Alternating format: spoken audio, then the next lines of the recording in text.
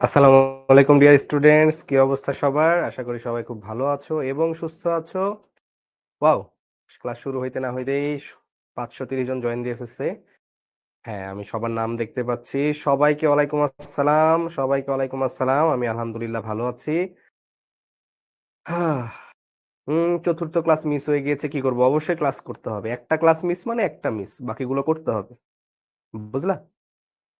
কখনো একটা ক্লাসের জন্য বাকি ক্লাস জমায় রাখা যাবে না। ওয়ালাইকুম আসসালাম। আমি আজকে রিক্যাপ দিব একটু শুরুতে, যে আগের ক্লাসে আমরা কি কি পড়েছি। হ্যাঁ, মানে আমরা গত 4 লেকচারে অনেকগুলো জিনিস পড়ে ফেলেছি, তাই না? অনেকগুলো ল পড়ে ফেলেছি, যেগুলো ওগুলো হয়তোবা তোমাদের আগে হয়তোবা খুব একটা ল আকারে জানা ছিল না, বাট এই জিনিসগুলো মানুষের কমন সেন্স। বয়েল যে কথাগুলো বলেছে, বা চার্লস যে কথা বলেছে, বা গেলুসাক যে কথা বলেছে, বা অ্যাভোগাড্রো যে কথা বলেছে, সেগুলো কিন্তু মোটামুটি কমন সেন্সের বিষয়, তাই না? হ্যাঁ, আর ক্লাসের শুরুতে আবারও একটা কথা বলে দেই, যে কেউ যদি এক কমেন্ট 2-3 বারের বেশি করো, তাহলে কিন্তু মানে যে কোনো মুহূর্তে ক্লাস থেকে ভাই ব্লক খাই যেতে পারো, ঠিক আছে? মানে এখানে এত স্টুডেন্ট, ধরো 1000 জন স্টুডেন্ট, তো 1000 জন স্টুডেন্ট যদি একটা করে কমেন্ট করে এবং সবগুলো কমেন্ট যদি প্রয়োজনীয় হয়, তাও কিন্তু পড়া মুশকিল হয়ে যাবে।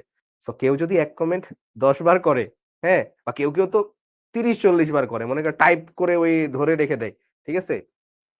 ছোটবেলায় যেমন ওই যে বিভিন্ন লোকের বাসায় কলিং বেল চেপে ধরে ওই যে কস্টেপ মেরে দিতাম, ও তো ওরকম করে, মেবি ওর হাত মেবি ওখানে মানে বারবার ওখানে দিতেই থাকে।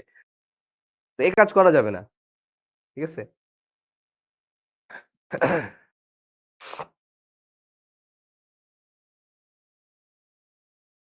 এই জন্য বলছি, আপনি তো দেখেন না, ওই যে যারা ওইসব কমেন্ট করে ওদের জন্য দেখা যায় না সবার কমেন্ট, বুঝলা? আর আমি যখন ক্যামেরার দিকে তাকায় থাকবো, তখন বলবো, ভাই পানির নিম্নমুখী অপসারণ বলতে কি বুঝো? এই, এটা কি পানির নিম্নমুখী অপসারণ? মানে নিচের দিকে অপসারণ, খুবই সিম্পল। এটা আমরা পড়বো পাতন, তখন যখন পড়বো তখন আমরা দেখবো এটা, ঠিক আছে? সো চলো আমরা আগে শুরুতে একটু রিক্যাপ দিয়ে আসি যে আসলে আমরা কি কি পড়েছি, ঠিক আছে? তারপরে আমরা ওই জিনিসগুলোর একটু এক্সপেরিমেন্টাল জিনিসগুলো দেখে নিব, তাই না? তো আমরা হচ্ছে অলরেডি পড়ে ফেলেছি কি কি, বলো দেখি। আমরা অলরেডি বয়েলের সূত্র পড়েছি। আমরা অলরেডি বয়েলস ল পড়েছি। বয়েলস ল ছিল হচ্ছে ভি সমানুপাতিক 1/p, তাই না? মানে হচ্ছে P1 V1 ইকুয়াল টু হচ্ছে P2 V2, তাই না? এখানে যে কথাটা মেনলি বলা হয় হচ্ছে যে যদি তোমার হচ্ছে কি কি কনস্ট্যান্ট, n কনস্ট্যান্ট আর হচ্ছে t কনস্ট্যান্ট, এবং এখানে মেন কথাটা যেটা বলা হয় যে চাপ যদি কখনো কোনো জিনিসের উপরে বাড়ে, তাহলে আয়তন কমবে, এবং এটার এক্সপেরিমেন্টাল আমাদের দেখা ডান, তাই না? এটার এক্সপেরিমেন্ট আমাদের দেখা ডান। এবার পরবর্তীতে আমরা দেখেছিলাম হচ্ছে চার্লস ল। চার্লস ল, এবং চার্লস লতে আমরা পেয়েছিলাম হচ্ছে ভি সমানুপাতিক হচ্ছে টি। হ্যাঁ, এবং এটা অবশ্যই কেলভিনে, এবং এটা হচ্ছে বলে যে হচ্ছে V1/T1 ইকুয়াল হচ্ছে V2/T2, তাই না? এবং এখানে যে কথাটা আমরা জানি সেটা হচ্ছে যে যদি কখনো টেম্পারেচারটা আমাদের বাড়ে, তখন কোনো গ্যাসের ভলিউমটা কি হবে? বাড়বে, তাই না? এটারও এক্সপেরিমেন্টাল আমাদের দেখা কি ডান, তাই না? এটার এক্সপেরিমেন্ট দেখছি না আমরা, ওই যে গরম পানি দিয়ে আমরা কিন্তু এটা দেখে ফেলছি। হ্যাঁ, আজকে ম্যাথ সমাধান করব। এবং তারপরে আমরা দেখেছি হচ্ছে গে লুসাক ল, গে লুসাকস ল। তো গে লুসাকস লতে বলে হচ্ছে যে ভি সমানুপাতিক কি বলতো? হ্যাঁ, না, গে লুসাক লতে হচ্ছে টেম্পারেচারটা হচ্ছে প্রেসারের সমানুপাতিক, টি সমানুপাতিক, পি সমানুপাতিক হচ্ছে টি, মানে তাপমাত্রা বাড়ালে চাপ বাড়ে, তাই না? তাপমাত্রা বাড়ালে চাপ বাড়ে, এবং এটা হচ্ছে কেলভিনে। তাহলে এখানে বলা হয় হচ্ছে P1/T1 ইকুয়াল টু হচ্ছে P2/T2, তাই না? এটা একটা, তার মানে এখানে যেটা বলা হয় যে তুমি যদি টেম্পারেচার বাড়াও, তাহলে প্রেসারটা বাড়বে যদি তোমার কি কনস্ট্যান্ট থাকে? আয়তন কখনো কনস্ট্যান্ট থাকে, আয়তন কনস্ট্যান্ট থাকে, মোল সংখ্যা কনস্ট্যান্ট থাকে। এবং একটা আমরা সমন্বয় সূত্র পেয়েছিলাম। সমন্বয় সূত্রটা কি বলো দেখি? যারা আগের ক্লাস করো নাই তারা একটু জাস্ট সূত্রগুলো লিখে নাও, ওকে?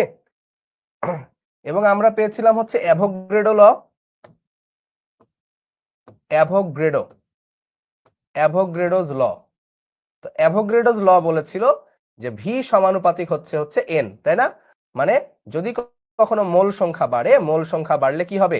আয়তন বাড়বে। এবং আমরা পেয়েছিলাম V1/N1 ইকুয়াল টু হচ্ছে V2/N2। এবং আমরা আমাদের মহামন্ত্র যেটা পেয়েছিলাম, তাই না? মহামন্ত্রটা কি ছিল বলো দেখি? আমাদের মহামন্ত্র কি ছিল? হ্যাঁ, আচ্ছা, আমাদের মহামন্ত্র কি ছিল বলো? আমাদের মহামন্ত্র ছিল P1 V1 divided by T1 equal to হচ্ছে P2 V2/T2। এবং এই মহামন্ত্রের ক্ষেত্রে আমাদের একটা এজাম্পশনই ছিল, সেটা হচ্ছে মোল কনস্ট্যান্ট, বাকি সব কিছু ভ্যারিয়েবল। অনলি মোল কনস্ট্যান্ট, অনলি মোল কনস্ট্যান্ট। ওকে, সো এই ছিল আমাদের জিনিসপত্র। এবং আমাদের কিন্তু এই জিনিসটার এক্সপেরিমেন্টালটা আমাদের দেখা হয় নাই, ঠিক আছে? এই জিনিসটার এক্সপেরিমেন্টাল আমাদের দেখা হয় নাই। সো আমরা আজকে দুইটা এক্সপেরিমেন্ট দেখার চেষ্টা করব, এবং আসলে দেখার চেষ্টা করব, এবং এটার ব্যাখ্যা কিন্তু তোমরাই দিবা আজকে। আজকে এটার ব্যাখ্যা আমি কখনো দিব না, আমি জাস্ট খালি এক্সপেরিমেন্টটা দেখিয়ে কি করব, ম্যাথমেটিক্যাল টার্মে চলে যাব। সো আমরা দ্রুত দ্রুত দেখিয়ে এক্সপেরিমেন্টটা দেখিয়ে আমরা হচ্ছে ম্যাথমেটিক্যাল টার্মে চলে যাব। তোমরা সবাই রেডি হয়ে পড়ো। হ্যাঁ হ্যাঁ, চলো। সমন্বয় সূত্রটি বুঝি নাই ভাইয়া, এটা আগের ক্লাস দেখতে হবে, ঠিক আছে? আগের ক্লাস দেখতে হবে। এটা এটা আর এটা মিলে, এই দুইটা মিলে বানানো, ঠিক আছে? আচ্ছা, তো আমরা শুরু করব।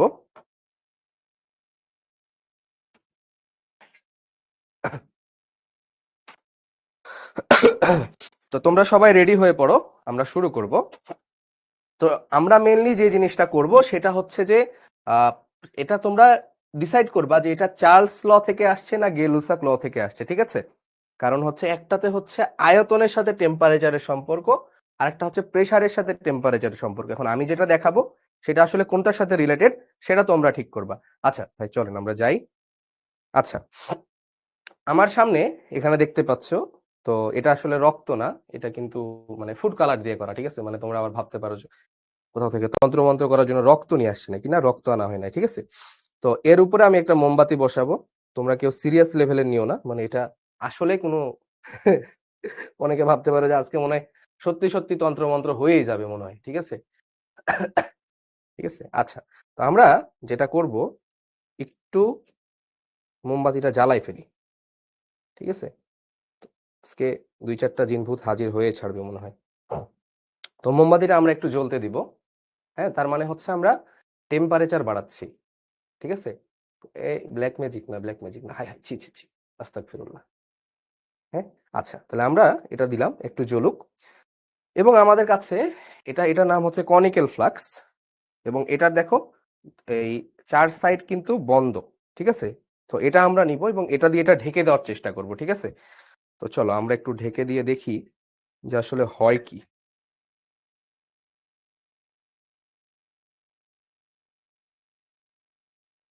তো ঢেকে দেওয়ার পরে তোমরা যে জিনিসটা দেখতে পাচ্ছ, যে পানিটা কিন্তু উপরের দিকে উঠে আসছে, দেখছো না? এবং আস্তে আস্তে আস্তে আস্তে কিন্তু কি হচ্ছে দেখো, একদম অন্যরকম একটা বিষয় ঘটে গেল না? পুরো পুরো প্লেটের পানি কিন্তু খালি হয়ে গিয়েছে, এবং পুরো প্লেটের পানি খালি হয়ে তার ভেতরে ঢুকে গেল, ঠিক আছে? তো এই জিনিসটা আসলে হলো কি? হ্যাঁ, আচ্ছা ভাই একটু,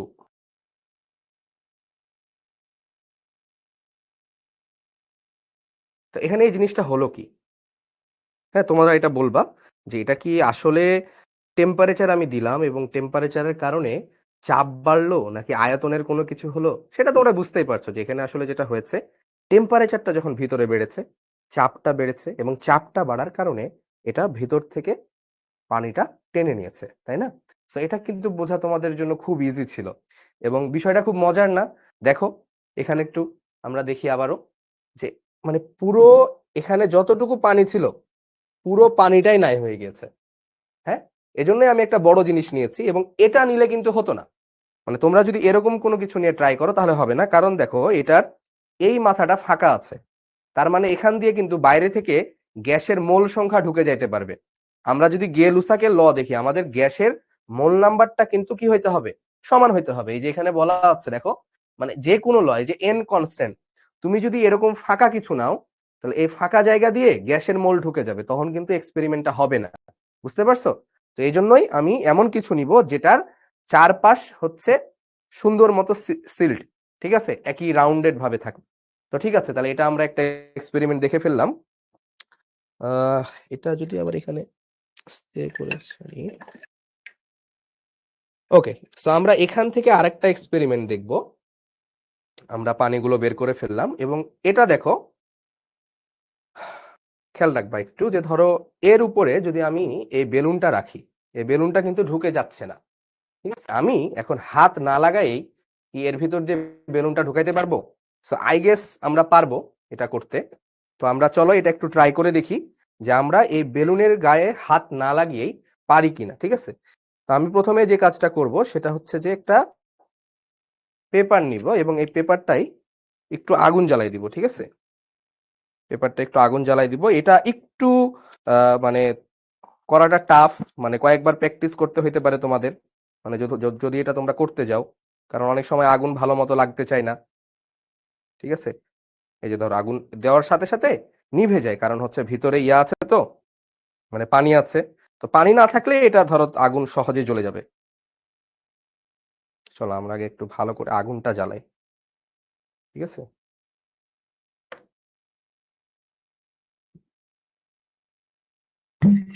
দেখো আমি কিন্তু মানে কিছু না করেই বেলুনটা এমনি এমনি ঢুকে গেল, জাস্ট আমি ওর উপর রেখেছি, এমনি এমনি বেলুনটা পড়ে গেল, ঠিক আছে। আচ্ছা একটু ক্যামেরা দিয়েন ভাই। সো চারদিকে ধোঁয়া ওঠা শুরু হয়ে গেছে, ঠিক আছে। তো আমি কিন্তু ফোর্স না দিয়েই জাস্ট ভেতরে আগুন জ্বালালাম, এর উপরে বেলুনটা রাখলাম, ও নিজে নিজেই পড়ে গেল, তাই না? তোমরা কি বিষয়টা বুঝতে পারছো? ফোর্স কিন্তু আমি দেই নাই। এই দেখো এখন এখনো ধোঁয়া উঠতেছে উপরে। সো এটা কিসের এক্সপেরিমেন্ট বলে তোমার কাছে মনে হয়? ঠিক আছে ভাই, আমরা একটু ইয়া জুম করে দেন। শেষ আমাদের।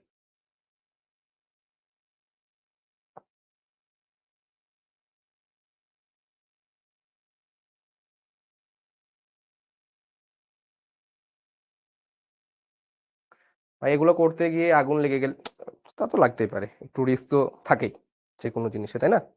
এবং আমাদের এখানে ফায়ার এক্সটিংগুইশার আছে, সবকিছুই আছে, ইচ অ্যান্ড এভরিথিং নিয়েই আমরা করি, মানে ফুল সেফটি নিয়ে, হ্যাঁ। সো এটা কিন্তু তোমরা বাসায় মানে উইদাউট সেফটি ট্রাই করো না কখনো।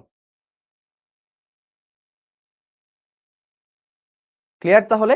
সো তোমরা এই যে গে লুসাকের ফর্মুলা, মানে যেটা তোমরা তোমাদেরকে অনেক ভাবে আমরা পড়াই, কিন্তু এই জিনিসটা আসলে ফিলিংসে আসে না, যে তাপমাত্রা বাড়াচ্ছি, চাপ বাড়ছে, মানে আসলে জিনিসটা আমি বুঝবো কিভাবে যে চাপ বাড়ছে? সো তোমরা ওই যে যখন দেখলা যে পানিটা উপরের দিকে উঠে যাচ্ছে, তখন তো খুব ক্লিয়ার ভাবে তোমরা দেখে ফেললা যে আসলে কি, যখন আমরা তাপমাত্রা বাড়াইলাম তখন পানিটা উপরের দিকে উঠে গেল। এটা তো পদার্থবিজ্ঞান না, এটা কখনোই পদার্থবিজ্ঞান না, ঠিক আছে। পদার্থবিজ্ঞান হচ্ছে পদার্থ নিয়ে কাজ করে, ঠিক আছে। পদার্থবিজ্ঞান হচ্ছে পদার্থ নিয়ে কাজ করে, নেভার, ইটস নট ফিজিক্স। তুমি যখন গ্যাসিয়াস মলিকিউল নিয়ে কাজ করবা গ্যাসিয়াস লেভেলে, এটা কখনোই ফিজিক্স না। ওকে,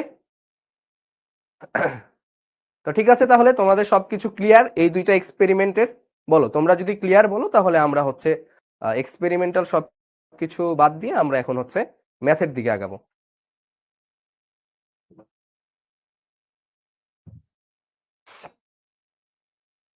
আগুন পদার্থ না, আগুনও পদার্থ না, আগুনও ফিজিক্স না, সরি আগুনও কেমিস্ট্রি, ঠিক আছে। কারণ হচ্ছে তোমার মানে আগুনের জন্য কি লাগে, এখানেও কিন্তু তোমার হচ্ছে শক্তির শোষণ বিকিরণ হয়, ঠিক আছে, এনার্জি।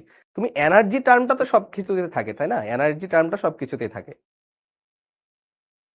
এগুলো মেনলি থার্মোডাইনামিক্স এর পার্ট। এখন থার্মোডাইনামিক্স না ফিজিক্সের না কেমিস্ট্রির, তোমরা যখন ইঞ্জিনিয়ারিং পড়বা বড় হয়ে, so each and everything is thermodynamics.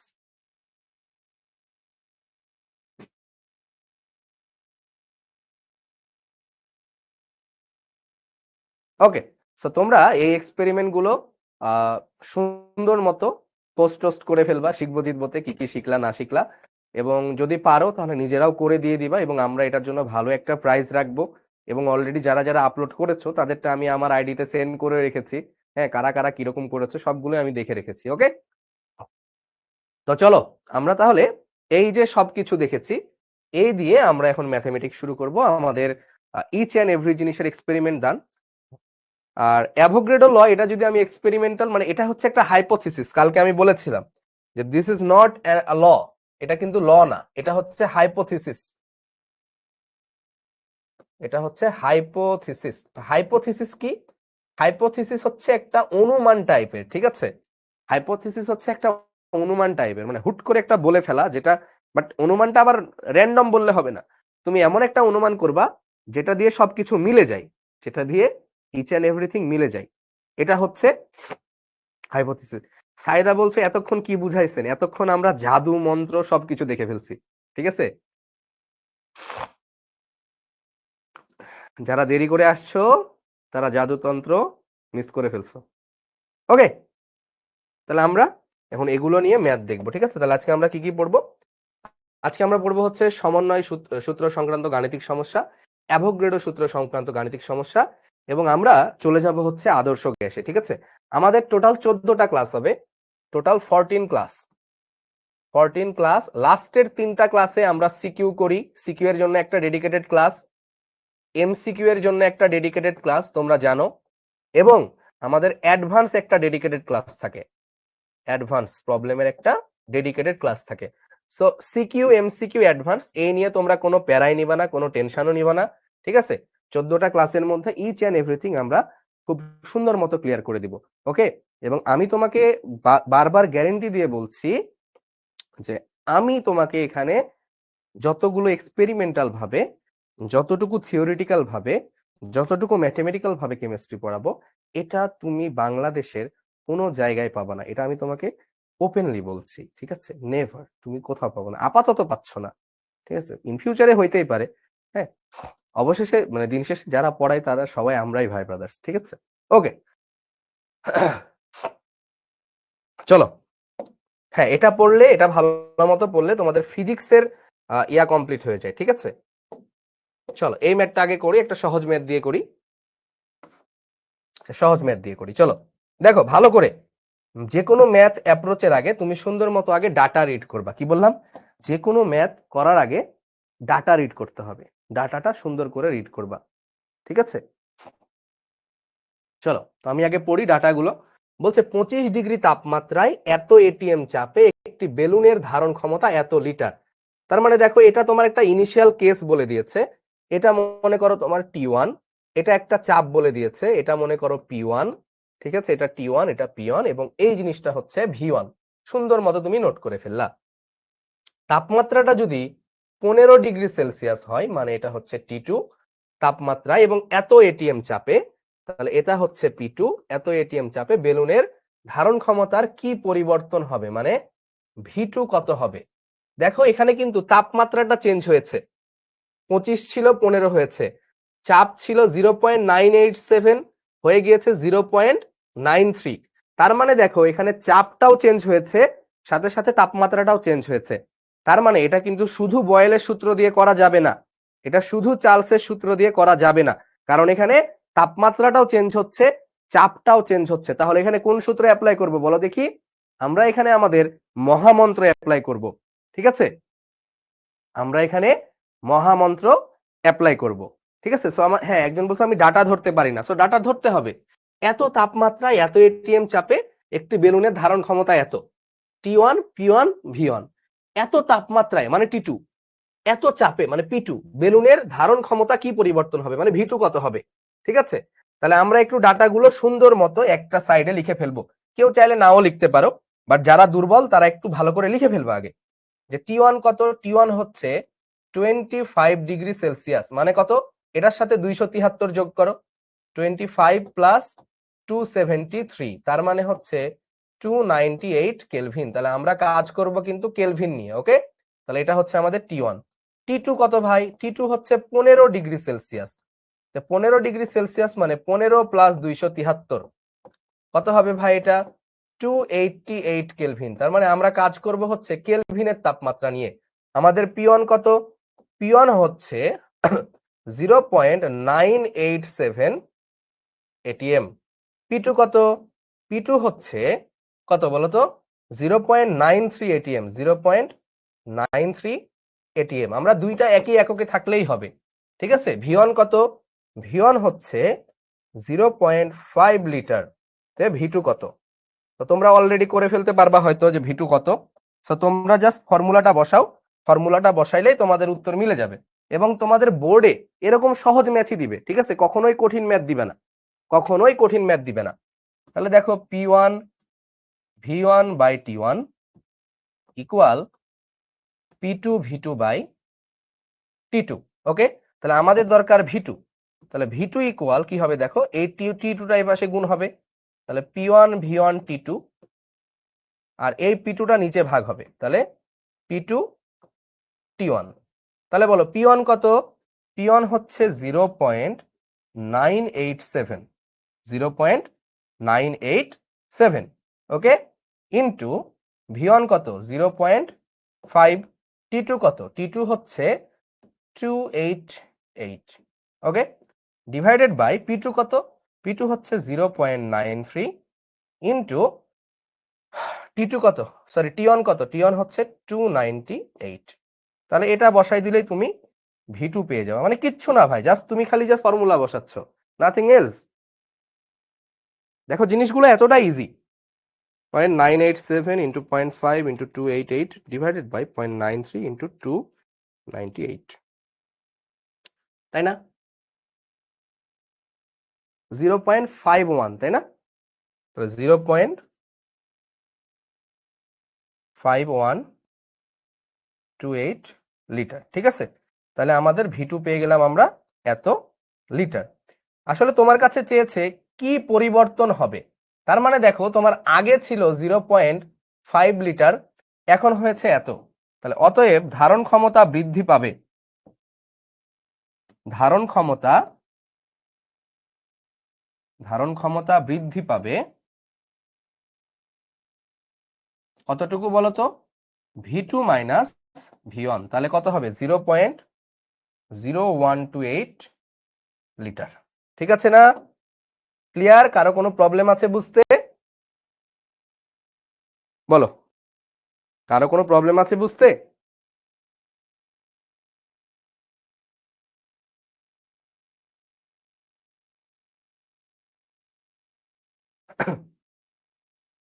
ভাইয়া ফিজিক্সের কোন চ্যাপ্টারের সাথে? ফিজিক্সের 10ম অধ্যায়, এবং আমি এই অধ্যায় যা পড়াবো তুমি আমার এই অধ্যায় পারলে ফিজিক্সের 10ম অধ্যায় পুরোটা নিজে নিজে পড়তে পারবা। তুমি চাইলে এখনই বের করে পড়া শুরু করতে পারো। তুমি ফিজিক্সের 10ম অধ্যায় এক্ষুনি বই বের করে দেখতে পারো। আমার ক্লাস যদি কেউ রেগুলার করে থাকো তাহলে এমনিতেই বুঝে যাবা।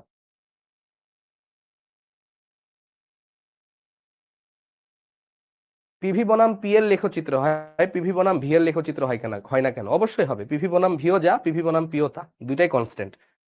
ক্লিয়ার? তাহলে পক্ষান্তরটা বুঝি নাই, কেন বুঝবা না? পক্ষান্তর কি বলো ইন্টারে এসে বোঝার সময়? পক্ষান্তর তো এটা ক্লাস 6-এ 7-এ এখানে তুমি বুঝে ফেলার কথা। ওকে, একজন বলছে সরে দাঁড়ান, স্ক্রিনশট নিবে। কেন ভাইয়া, তুমি কি খাতা কলম নিয়ে বসো নাই? খাতা কলম নিয়ে বসতে হবে কিন্তু। ওকে, সরে দাঁড়াচ্ছি, স্ক্রিনশট নিয়ে নাও। বাট খাতা কলম নিয়ে যদি কেউ না বসো তাহলে কিন্তু হবে না ভাই। তোমাদের জন্য আমি যে পরিমাণ ইফোর্টটা দেওয়ার চেষ্টা করছি, তোমরা যদি তার থেকে ডাবল বা ট্রিপল ইফেক্ট না দাও তাহলে কিন্তু কখনোই সাকসেস হবে না। আমি বুঝাতে পেরেছি? শিক্ষকের আদর্শ, একজন শিক্ষকের উচিত ছাত্রছাত্রীকে শুধুমাত্র পড়ালেখার উপায়টা চিনিয়ে দেওয়া। কিন্তু আমরা এই যুগে এসে, এই জামানায় এসে যেটা করি, তোমাদেরকে পড়াশোনা তুলে ধরে খাওয়ায়ে দেই কিন্তু আমরা। যে কারণে কিন্তু আমাদের আগের জেনারেশনের যারা, তাদের যে জ্ঞানের ডেপথ, ধীরে ধীরে আমাদের নতুন জেনারেশনে জ্ঞানের ডেপথটা দিন দিন কমছে, প্রতিনিয়ত কমে যাচ্ছে। কেন? কারণ ইচ অ্যান্ড এভরিথিং আমরা তোমাদেরকে খাওয়াই দিচ্ছি, তোমরা নিজেরা এই জিনিসগুলো ফিল করার চেষ্টা করো না, নিজেরা কখনো এই জিনিসগুলো দেখার চেষ্টা করো না, জাস্ট সামহাও আরেকজনের উপর ডিপেন্ডেন্ট হয়ে যাও। ঠিক আছে, যেটাকে আমি সবসময় বলি যে টাকা দিয়ে শিক্ষা কিনে নেওয়া। আমি সবসময় এটা বলি যে মানে এই জেনারেশনের অনেক পাবলিক আছে যারা হচ্ছে টাকা দিয়ে শিক্ষা কিনে নেয়। যেমন আমি বলি যে শিখতে তোমরা তো খুবই অল্প প্রাইসে ভর্তি হও, 1 বছরের জন্য 12,000 বা 10,000, তাই না? 1 বছর না, মানে পুরো দেখা যাচ্ছে ফুল কোর্স, ফুল বই ফার্স্ট ইয়ার সেকেন্ড ইয়ার, তাই না? First year second year 12,000।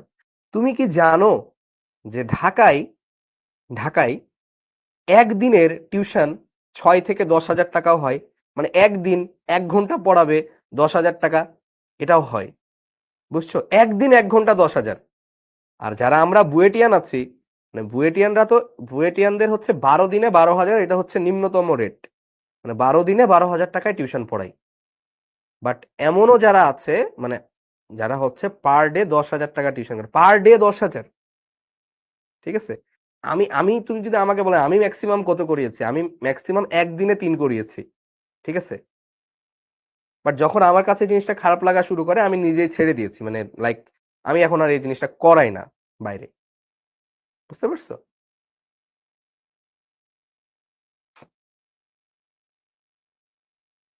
ওকে, সো তোমাদের কাছ থেকে আমি আরেকটু বেশি ইফোর্ট আশা করব, আরেকটু বেশি। যতটুকু ইফোর্ট না দিলেই না, ততটুকু তোমরা দাও, যে মানে যতটুকু দিলে সারভাইভ করা যাবে। বাট সারভাইভাল মানে তুমি একদম ওই মরে মরে বাঁচার থেকে হয় মরে যাও, না হয় ভালো মতো বাঁচো। বুঝতে পারো নাই? একটু উঠে দাঁড়াও, মেরুদণ্ডটা সোজা করো। কেন জানি তোমরা মানে আরে ধুর, আছে তো শিশির ভাই পড়াইতেছে, তো জিমি ভাই পড়াইতেছে, তো ভাই জিমি ভাই তো ভালো জানে, শিশির ভাই তো ভালো জানে। তোমাকে ওই লেভেলে আসতে গেলে আর একটু বেশি এফোর্ট দিতে হবে না? দিচ্ছে, অনেকেই দিচ্ছে, বাট অনেকে দিচ্ছ না তোমরা। ঠিক আছে ভাই, বই পড়তে হবে, হ্যাঁ বই পড়বা, বেশি বেশি করে বই পড়বা। চলো এটা করো। নির্দিষ্ট ভরের কোনো গ্যাসের তাপমাত্রা এত ডিগ্রি সেলসিয়াস হতে কত ডিগ্রি সেলসিয়াস বাড়ালে তার আয়তন 3 গুণ হবে যদি একই সাথে তার উপর চাপ এত এটিএম থেকে এত এটিএম এ অবনমিত করা হয়। মানে যেটা বলা হচ্ছে, জিনিসটা আগে ফিল করার চেষ্টা করো। বলা হচ্ছে যে একটা বস্তু আছে, এই বস্তুর মধ্যে গ্যাস আছে, এটা হচ্ছে 25 ডিগ্রি সেলসিয়াস, মানে 298 কেলভিনে আছে, 298 কেলভিনে আছে। এখন এর তাপমাত্রা কত ডিগ্রি বাড়ালে, এর তাপমাত্রা কত ডিগ্রি বাড়ালে এর আয়তন 3 গুণ হয়ে যাবে? এর তাপমাত্রা কত ডিগ্রি বাড়ালে এর আয়তনটা 3 গুণ হবে? মানে এটার আয়তন যদি হয় ভি, এটার আয়তন হয়ে যাবে 3 ভি। মানে এটা যদি ভি 1 ইকুয়াল টু হয় ভি, ভি 2 হয়ে যাবে 3 ভি। হ্যাঁ, তাহলে এটা এটা যদি হয় টি 1, টি 2টা কত, এটা তোমার কাছে চেয়েছে। কিন্তু এখানে তুমি ভাবতে পারো যে আমি ভি 1/টি1 ভি 2/টি2 দিয়ে করে ফেলবো, কিন্তু ভি 1/টি1 ভি 2/টি2 দিয়ে করলে হবে না। কারণ এখানে বলে দিয়েছে যদি একই সাথে তার উপরে চাপ 2 এটিএম থেকে এত এটিএম এ অবনমিত করা হয়, তাহলে এখানে চাপ কত ছিল? পি1 ছিল হচ্ছে 2 এটিএম, আর পি2 কত করা হয়েছে বলো দেখি? পি2 করা হয়েছে 0.5 এটিএম, 0.5 এটিএম। বুঝতে পারছো? আচ্ছা, জিনিসটা আমরা আগে একটু ফিল করি, জিনিসটা কি, একটু ঠান্ডা মাথায় যারা বুঝতে চাও ভালো করে তারা। হ্যাঁ, দেখো, ধরো আমি চাপটা দিচ্ছি না, চাপটা বাদ রাখলাম, কথার কথা যে আমি চাপটা সাইডে রাখলাম। একটু ভালো করে ফিল করো, চাপটা সাইডে রাখলাম। এই ম্যাথগুলো পুরোটা ফিলিংস এর উপরে ডিপেন্ড করবে, যে তুমি কতটুকু ভালো পারো না পারো, এটা ফিলিংস এর উপরে। ধরো চাপ আমি সাইডে রাখলাম। এখন বলো তো যে টেম্পারেচার এত, তাহলে আয়তন 3 গুণ করতে তাপমাত্রা কত গুণ করতে হবে বলো দেখি? নরমালি এটা করো। ধরো চাপ চাপ পরিবর্তন করা হয় নাই, চাপ যা ছিল তাই, তাহলে আয়তন এখানে ভি, এখানে 3 ভি, টেম্পারেচার এখানে যত, তাহলে তাপমাত্রা কত গুণ করতে হবে? আয়তন 3 গুণ বাড়াতে গেলে তাপমাত্রাও 3 গুণ বাড়াতে হবে। খুবই স্বাভাবিক। হ্যাঁ, মুহিত, তাওহিদা, নাসরিন, হ্যাঁ সবাই সঠিক উত্তর দিচ্ছ তোমরা, সিয়াম, হ্যাঁ আরো অনেকে সঠিক উত্তর দিচ্ছ তোমরা, তানভীর। তার মানে যদি আমার চাপটা পরিবর্তন না করি, তাহলে আমার জাস্ট আয়তন 3 গুণ বাড়াতে আমার ওভারঅল টেম্পারেচারও 3 গুণ বাড়াতে হবে। এবার আসো, এবার তোমাকে আমি বলছি যে শুরুতে আমার চাপ ছিল 2 এটিএম, পরবর্তীতে আমি চাপটাও কমিয়ে ফেলেছি, চাপটাও কমিয়ে ফেলেছি। তাহলে এখন কি তাপমাত্রা বেশি বাড়াতে হবে নাকি অল্প বাড়াইলেই হবে বলো দেখি? ফিল করে বলো। অবনমিত মানে কমিয়ে ফেলা। এখন আগে ছিল 2 এটিএম, এখন চাপ কমিয়ে ফেলেছি, তাহলে এখন কি তাপমাত্রা বেশি বাড়াতে হবে নাকি একটু বাড়াইলেই হবে? দেখো এখানে দুইটাই কিন্তু তোমার ফ্যাক্টর হিসেবে কাজ করবে। তুমি তাপমাত্রা বাড়াচ্ছ, এটাও তোমার আয়তন বাড়াতে সাহায্য করবে, আবার তুমি চাপ কমিয়ে ফেলেছো, এটাও কিন্তু তোমার আয়তন বাড়াইতে সাহায্য করবে। তার মানে এখন কিন্তু তোমার হেল্পটা বেশি পাচ্ছ তুমি। চাপ যখন সমান ছিল তখন কিন্তু চাপের হেল্প তুমি পাচ্ছিলা না, বাট এখন তোমার চাপও কমিয়ে ফেলেছো, তার মানে ও এমনিতেই বেড়ে যাবে। মানে তুমি যদি তাপমাত্রা নাও কম বাড়াও, চাপ কমানোর কারণে ওর আয়তন এমনিতেই বেড়ে যাবে। তার মানে এখন আগে তোমার যেমন 3 গুণ করা লাগছিল, এখন কিন্তু তোমার তাপমাত্রা 3 গুণ বাড়ানো লাগবে না, কম বাড়াইলেই হবে, অল্প একটু বাড়াইলেই হবে, কারণ চাপ তুমি কমিয়ে ফেলেছো। বুঝো নাই? চাপ তুমি কমিয়ে ফেলেছো, চাপ কমালে তো আয়তন এমনিতেই বাড়ে। তার মানে তুমি এখানে দুইটাই তোমার হেল্পিং ফ্যাক্টর, তাপমাত্রাও বাড়াচ্ছ আবার তুমি চাপও কমাচ্ছ, দুইটাই তোমাকে হেল্প করছে আয়তন বাড়াতে। বুঝতে পারছো জিনিসটা? ফিলিং মানে ভিতর থেকে ফিল করতে পারছো কি হচ্ছে? যারা বোঝো না তাদের কাছে মেলা পেঁচানো লাগতে পারে, তো তারা সূত্র দিয়ে ম্যাথ করে ফেলবা, এত কি তাই না? এত কিছু কি তোমার কাছে চাইছে? না, তোমার কাছে জাস্ট সূত্র থেকে T2টা চাইছে। তাহলে লিখো P1 V1 by T1 equal P2 V2 by T2। তাহলে আমার দরকার কি? আমার দরকার হচ্ছে T2। তাহলে এই T2টা এ পাশে চলে আসবে, এই T2 যদি এ পাশে চলে আসে তাহলে এটা নিচে চলে যাবে। তাহলে P2 V2 divided by P1 V1 into এই T1টা উপরে চলে যাবে। তাহলে গুণ করো সব। P2 V2 কত? P2 হচ্ছে 0.5, V2 হচ্ছে 3V, P1 কত? P1 হচ্ছে 2, V1 কত? V1 হচ্ছে V, এই যে V1 হচ্ছে V ইন্টু T1 কত? T1 হচ্ছে 298। তাহলে V কাটা যায়, তাই না? কত আসে তাহলে?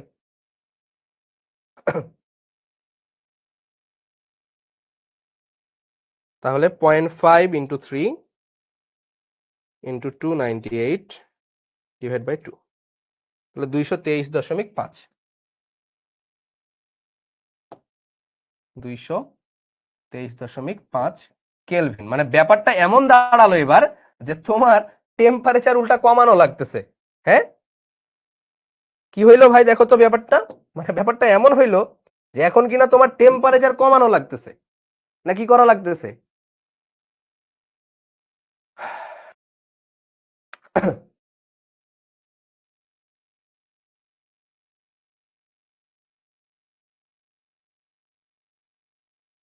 বুঝতে পারছো?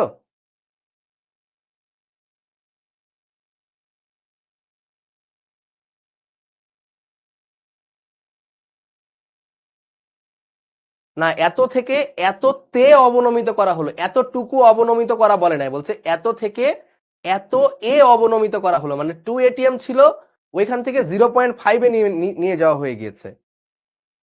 ঠিক আছে, মানে তুমি চাপ এত পরিমাণ কমায় ফেলছো যে তোমার তখন টেম্পারেচারটা উল্টা আরো কমানো লাগছে অ্যাডজাস্ট করতে গেলে। তাপমাত্রা বাড়বে কেন বাবা? তুমি ওই যে ওই তো বুঝো নাই, মানে তোমার চাপটা তো অনেক কমায় ফেলছো। দেখো এটার 4 গুণ করে ফেলছো তুমি, দেখো এটা 4 গুণ হয়ে গেছে, মানে 4 গুণ তুমি কমায় ফেলছো এটাকে। এখানে তোমার সমস্যাটা হয়ে গেছে, বুঝছো?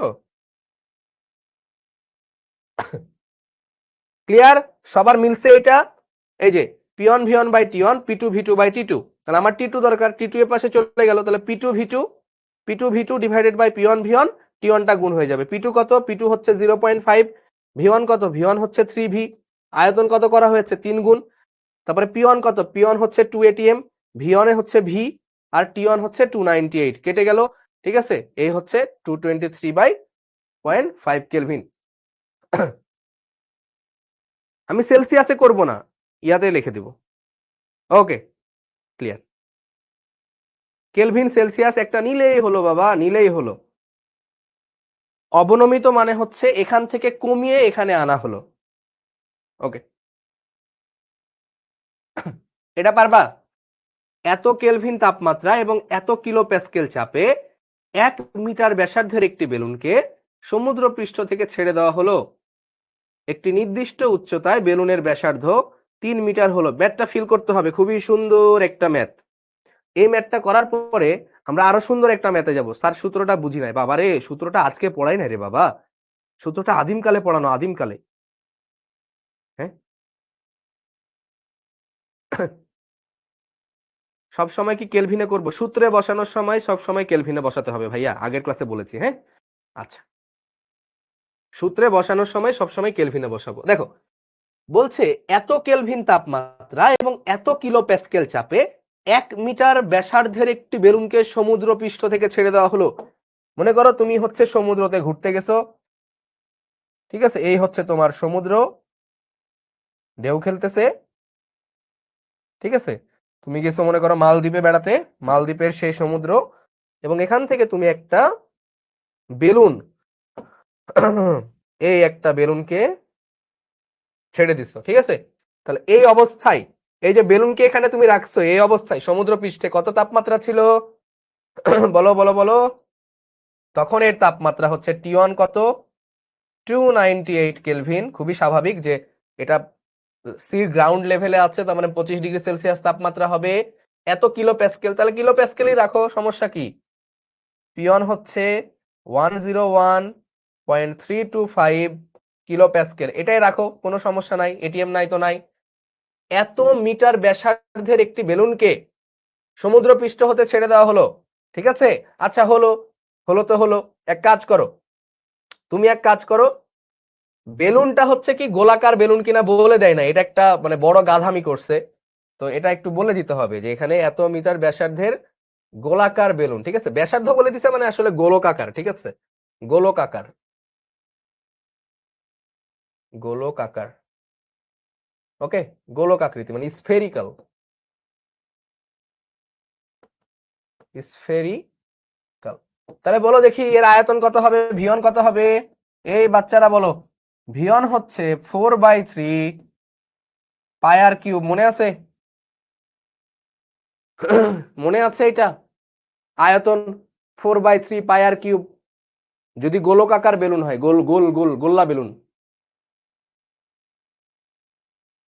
পড়ছো না ম্যাথে 4/3 ঘন জ্যামিতি, ক্লাস 10-এ ছিল হায়ার ম্যাথ। যাদের হায়ার ম্যাথ ছিল না তারা এটা মুখস্থ করে নাও যে কোনো গোলাকার বস্তুর আয়তন হচ্ছে গোলক আকার। হ্যাঁ, একটা ফুটবলের আয়তন হবে 4/3 পাই আর কিউব। ওকে, আচ্ছা, তাহলে 4/3 পাই আর কিউব রেখে দাও এটা, ওকে। এবার বেলুনটা আস্তে আস্তে আস্তে আস্তে ভাইয়া উপরের দিকে উঠছে, বেলুনটা আস্তে আস্তে উপরের দিকে উঠছে। আচ্ছা, একটা কথা বলো তো, তুমি যত উপরের দিকে উঠবা, তুমি যত উপরের দিকে উঠবা, চাপ কমে না বাড়ে? চাপ বাড়ে না কমে উপরের দিকে উঠলে?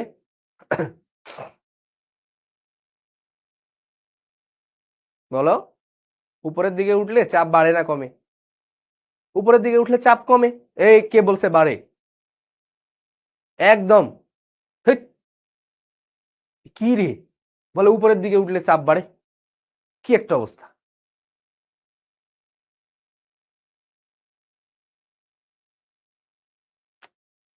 শেষ, শেষ, সব শেষ,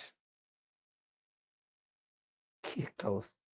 চাপ কমে কমে কমে বাবা, উপরে উঠলে চাপ কমে, ঠিক আছে, বায়ুমণ্ডল কমতে থাকে না রে বাবা, চাপ তো কমবে না। তাহলে উপরে উঠলে চাপ কমছে, উপরে উঠলে তাপমাত্রা কমে না বাড়ে? উপরে উঠলে তাপমাত্রা কমে না বাড়ে? উপরে উঠলে তাপমাত্রাও কমে, ঠিক আছে, যত তুমি মানে বায়ুমণ্ডল থেকে একটু উপরের দিকে উঠবা তাপমাত্রাও কমে। তো এখন দেখো ভাই, তাপমাত্রাও কমতেছে, চাপও কমতেছে, তাহলে বেলুনটা কি ফুলে উঠবে না? দুইটাই তো তোমার এক্স ফ্যাক্টর হিসেবে কাজ করছে এখানে, দুইটাই তোমার মানে অনুকূলে কাজ করছে, চাপও কমছে, তাপমাত্রাও বাড়ছে, সরি তাপমাত্রাও কমছে, ও তাপমাত্রা কমছে, চাপ বাড়ছে কমছে, তো দুইটা কিন্তু এক্স ফ্যাক্টর না, দুইটা বিপরীত ফ্যাক্টর হিসেবে কাজ করছে এখানে। কিভাবে বুঝলাম তাপমাত্রা কমছে? যে দেখো তাপমাত্রা বলেই দিয়েছে যে এটা তাপমাত্রা কমছে, কিন্তু উপরে উঠলে কিন্তু তোমার চাপ কমে, তাহলে চাপ কমলে আয়তনটা বাড়তে চেষ্টা করবে, আবার তাপমাত্রা কমায় আয়তনটা কমতে চেষ্টা করবে, কিন্তু এখন ওভারঅল বেলুনটা কি হবে সেটা হচ্ছে তোমার ফ্যাক্টর। ওকে, আচ্ছা, যাই হোক, সেটা আমরা পরের ম্যাথে দেখবো, ভালো করে বোঝার চেষ্টা করব। মানে উপরে উঠলে সবসময় তাপমাত্রা কমে এমনটা না, সেটা আসলে ডিপেন্ড করে। হ্যাঁ, সেটা আসলে ডিপেন্ড করে। দেখো বলছে একটি নির্দিষ্ট উচ্চতায় বেলুনের ব্যাসার্ধ হয়ে গেল 3 মিটার। মানে যখন তুমি কিনা একটা নির্দিষ্ট উচ্চতায় গেলা, যখন তুমি একটা নির্দিষ্ট উচ্চতায়, ধরো এইচ উচ্চতায় গেলা, তখন এই বেলুনটার ব্যাসার্ধ হয়ে গেল কত? 3 মিটার। তাহলে তখন ভি2 কত হবে বলো? তাহলে ভি2 কত হবে? ভি2 হবে 4/3 পাই, এটা হচ্ছে R1 কিউব দাও, এটা R2 কিউব দাও, R2 কিউব। ওকে, টেম্পারেচার কত? টেম্পারেচার T2 হচ্ছে 252 কেলভিন, 252 কেলভিন। এবার চাপ কত? P2 চাইছে, তো P2 ইকুয়াল কত? পারা যাবে? তোমাকে কিন্তু উচ্চতাটাও বের করতে দিতে পারে, বাট এই ম্যাথে উচ্চতা চাই নাই, ধরো এখানে কত উচ্চতা গেছে এটাও চাইতে পারে। এটা আমরা ম্যাথ দেখবো আরেকটা। তাহলে দেখো P1 V1 T1 তিনটাই তোমার জানা, এখানে V2 T2 তোমার জানা, P2 পারা যাবে না? অবশ্যই পারা যাবে, করে ফেলো। তাহলে সূত্র কি তোমার? তোমার সূত্র বলে P1 V1 by T1 equal P2 V2 by T2। দাদা তোমার কি বের করতে হবে? তোমার বের করতে হবে P2। তাহলে তুমি এক কাজ করো, আচ্ছা আগে আমরা ডাটাগুলো বসাই ফেলি, অনেক কিছু কাটাকাটি যাবে এখানে, ঠিক আছে? তো P1 এর জায়গায় তুমি 101.325 .325, V1 এর জায়গায় তুমি বসাও 4/3 পাই R1 কিউব। R1 মানে কত? এই যে এটা হচ্ছে আমার R1, তাহলে R1 এর জায়গায় আমি 1 কিউব বসিয়ে দিলাম, ডিভাইডেড বাই T1 কত? T1 হচ্ছে 298 কেলভিন ইকুয়াল P2টা আমার বের করতে হবে ইন্টু 4/3 পাই R2 কিউব। R2 কত? এই যে এটা হচ্ছে আমার R2, তাহলে R2 এর জায়গায় আমি 3 বসিয়ে দিলাম, 3 কিউব ডিভাইডেড বাই টেম্পারেচার আমার কত? 298, সরি 252। তাহলে আমার এখানে কাটা যায় কি কি বলো দেখি? 4/3 পাই কাটা যায়, 4/3 পাই কাটা যায়। তাহলে এই পাশে থাকে কি কি? এই পাশে থাকে হচ্ছে 101.325, 1 কিউব মানে 1, এটা লেখার দরকার নাই, divided by 298 equal P2 into এই 3 কিউব করলে কত হয়? 3 কিউব মানে 27, এটা না দেখে দিলে আবার অনেকে বুঝবে না, ঠিক আছে? তোমরা খুব ম্যাথ ভালো পারো যে, এই জন্য 3 কিউব 27, এটা কিন্তু অনেকে জানে না। তাহলে 27 ডিভাইডেড বাই 252। ওকে, কত আসে?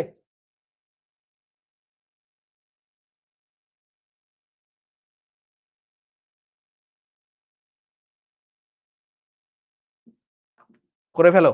এর পরের ম্যাথটা হবে একদম ধোঁয়াধার ম্যাথ, ঠিক আছে? এর পরের ম্যাথটা হবে ধোঁয়াধার ম্যাথ, ফিলিংসে ভরপুর একটা ম্যাথ। তাহলে P2 হবে 101.325 into 252 divided by 27 into 298,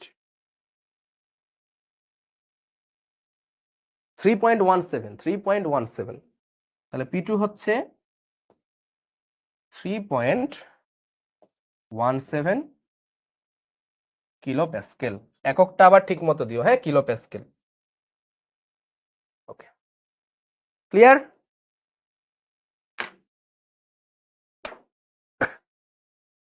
H বের করতে হলে কি করতে হবে? আমরা করব, সব করব।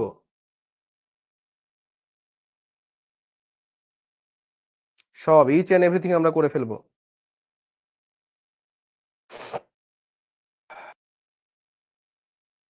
সো এই ম্যাথটা কিন্তু এত প্যাচ ছিল না, জাস্ট নরমালি আগের সব বলে দিয়েছে, পরের সব বলে দিয়েছে, ধুমধাম সূত্র বসায় ডান। ওকে ওকে, তাহলে আমরা পরের ম্যাথে যেতে পারি কিনা বলো? পরের ম্যাথে যেতে পারি? ভাই ভি এর মান কই পেলেন? নিচে দোকান আছে, দোকান, ওই দোকানে যে আমি বলছি ভাই একটা ভি এর মান কত, তখন ভাই বললো 10 টাকা। তখন আমি বললাম ভাই আমাকে দুইটা ভি এর মান দিবেন, একটা হচ্ছে V1 একটা হচ্ছে V2। 20 টাকা দিলাম, দুইটা ভি এর মান কিনে এনে এখানে বসাই দিছি। সিম্পল। পরীক্ষার হলে বসবা, লিখতেছো V1 V2 দরকার, স্যাররে বলবা স্যার আমার দুইটা ভি এর মান লাগবে, খাত বাইরের দোকানে যাইতে হবে। হ্যাঁ, পরে স্যাররে বলে পারমিশন নিয়ে দোকানে যাবা, 20 টাকা দিবা বা তোমার এলাকায় জয় টাকা দাম, জয় টাকা দিবা, দুইটা ভি এর মান নিবা, চলে আসবা। আর না হয় আগে থেকে দুইটা ভি এর মান, ও না, পরীক্ষায় কত ভি এর মান লাগবে সেটা তো তুমি জানবা না, তো পরীক্ষার হল থেকে কিনতে যাইতে হবে, আগে কিনে এনে কিন্তু লাভ নাই। ঠিক আছে। ভি হচ্ছে 4/3 পাই আর কিউব। এই যে ব্যাসার্ধ বলে দিয়েছে, তো ব্যাসার্ধ জানা থাকলে, কোন একটা গোলকের ব্যাসার্ধ জানা থাকলে আয়তন বের করা যায়। 4/3 পাই আর কিউব। কিলো প্যাসকেল বসাননি, বসাইছি তো কিলো প্যাসকেল, এই যে, এই যে কিলো প্যাসকেল, এই যে 101.325, 101.325 বসাইছি তো। ওকে, চলো এবার আমরা ডেঞ্জারাস একটা ম্যাথে যাব, যে ম্যাথটা তোমরা আমাকে অনেকে করে দিতে বলেছো, ভাই এই ম্যাথটি করে দিয়েন। তো চলো করে দেই এই ম্যাথটা এবার। ওকে, চলো।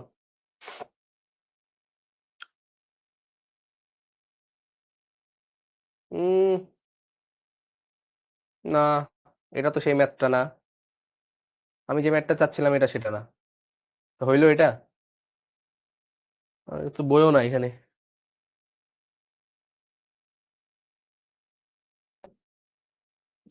কি একটা অবস্থা, একটু দাঁড়াও।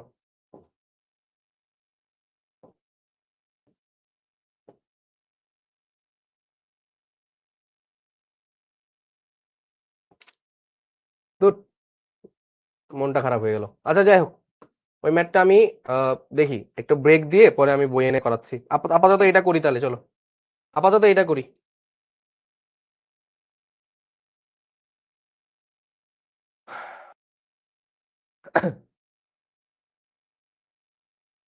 বলো, উদ্দীপকের বেলুনটির আয়তন উহার সর্বাধিক প্রসারণ আয়তনের 7/6 এই কথাটা বুঝতে লেগে অনেকের মানে মাথার মগজ খুলে পায়ে পড়ে যায়। হ্যাঁ, পরে মনে করো আর হাঁটা চলা করতে পারে না, মানে এত দুর্বল ব্রেইন আমাদের সোনার ছেলেদের। ঠিক আছে, কি বলছে, উদ্দীপকে বেলুনটির আয়তন উহার সর্বাধিক প্রসারণ আয়তনের 7/6। মানে বলছে ও সর্বোচ্চ যতটুকু প্রসারিত হতে পারে তার 7/6 হয়ে গিয়েছে। বুঝতে পারছো, মানে ও যদি, মানে এটাকে বাংলা ভাষায় বললে, ও যদি সর্বোচ্চ ওর ক্ষমতা হয় 7, তাহলে ও 6-এ চলে গেছে, মানে মরতে মরতে, মানে মরার কি, মানে 2 পায়ে কবরে চলে গেছে। হ্যাঁ, এখন খালি হার্টটা বন্ধ হওয়া বাকি। ঠিক আছে, এই যে বলে 6/7, এটা 7/6 বলে, 6 ভাগের আবার 7 ভাগ হয়। মানে আমি তোমারে 6 ভাগ করলাম, 6 ভাগ করে আমি 7 জনকে দিতে পারবো। হ্যাঁ, তখন আর একজন কবে না। হ্যাঁ, বিধি তুমি বলে দাও আমি কার, দুটি টুকরো একটি মনের দাবিদার, বলবে না? তখন কি করবা? 6 ভাগ করে 7 ভাগ দিতে গেলে, 7 জনকে দিতে গেলে, হ্যাট,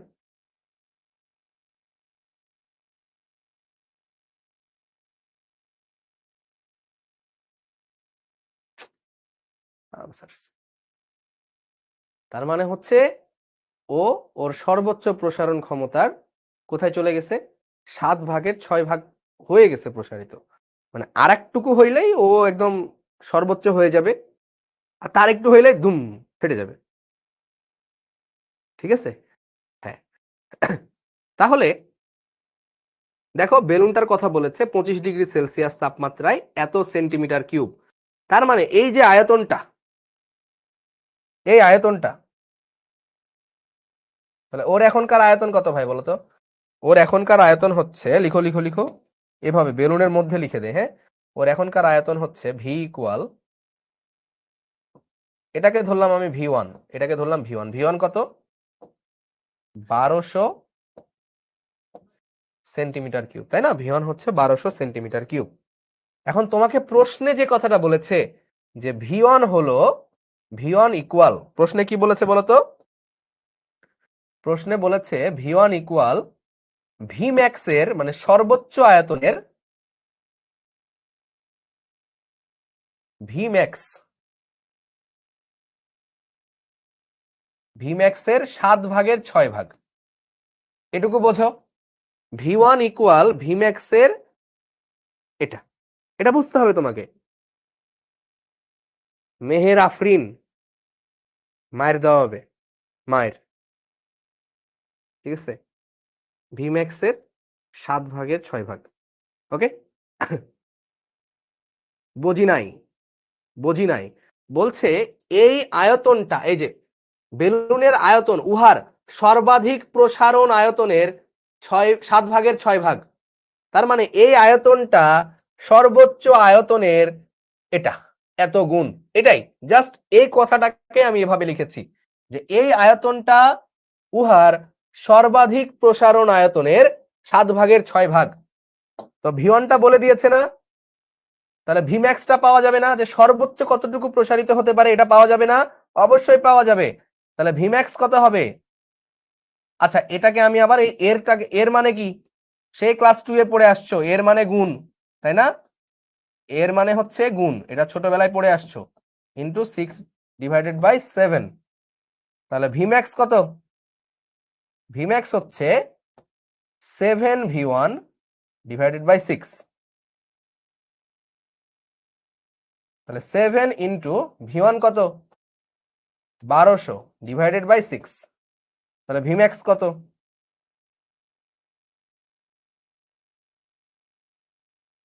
Vmax কত হয় বলো?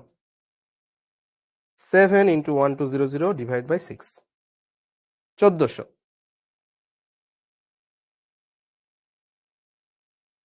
তার মানে বেলুনটা সর্বোচ্চ 1400 সেন্টিমিটার কিউব পর্যন্ত প্রসারিত হতে পারবে। বেলুনটা সর্বোচ্চ 1400 সেন্টিমিটার কিউব পর্যন্ত প্রসারিত হতে পারবে। বুঝলা? এর বেশি গেলেই দাম ফেটে যাবে, ধুম করে ফেটে যাবে। ওর আয়তন এখন 1200 আছে, বাট ও যদি বাই এনি চান্স 1400-তে যায় ও শেষ, ঠিক আছে, হ্যাঁ, পটল তুলে ফেলবে। এখন বলছে বেলুনটি যদি 45 ডিগ্রি তাপমাত্রায় কোনো স্থানে নিয়ে যাওয়া হয় তাহলে বেলুনটা কি ফেটে যাবে? তো তুমি জানো যে কখন ফেটে যাবে, তুমি কখন ফেটে যাবে জানো বলো তো? যদি ওর আয়তন 1400 সেন্টিমিটার কিউব হয়ে যায় তাহলে ও ফেটে যাবে। তো তোমার হচ্ছে এখানে, এখানে এত তাপমাত্রায় আয়তন হচ্ছে এত, তাহলে 45 ডিগ্রি তাপমাত্রায় আয়তন কত হবে সেটা তুমি বের করতে পারবা না। এবং এখানে চাপের কোনো কথা বলেনি, চাপের কোনো কথা বলেনি, তার মানে চাপ এখানে কনস্ট্যান্ট, এখানে প্রেসার কনস্ট্যান্ট, বুঝে নিতে হবে, প্রেসার কনস্ট্যান্ট, কোথাও চাপের কথা বলা হয় নাই। তার মানে এই ক নাম্বারটা যদি আমি সলভ করি, ক নাম্বারটা হবে হচ্ছে V1/T1 ইকুয়াল হচ্ছে V2/T2, তাই না? তাহলে T1 কত? T1 হচ্ছে 25 ডিগ্রি সেলসিয়াস, 25 ডিগ্রি সেলসিয়াস মানে 298 কেলভিন, 273 যোগ করো, এটা হচ্ছে আমার T2। আমি দেখতে চাই এই তাপমাত্রায় কত আয়তন হয়, তাহলে 45 ডিগ্রি সেলসিয়াস, তাহলে এটার সাথে 20 যোগ করলে কত হয়? 318 কেলভিন।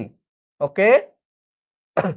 V1 কত? V1 হচ্ছে ওই যে 1200, V1 হচ্ছে 1200 সেন্টিমিটার কিউব। আমি দেখতে চাই এই তাপমাত্রায় V2 কত হয়, তাহলে আমার এখান থেকে V2 কত হবে? V2 হবে, এটা গুণ হবে, তাহলে V1T2/T1।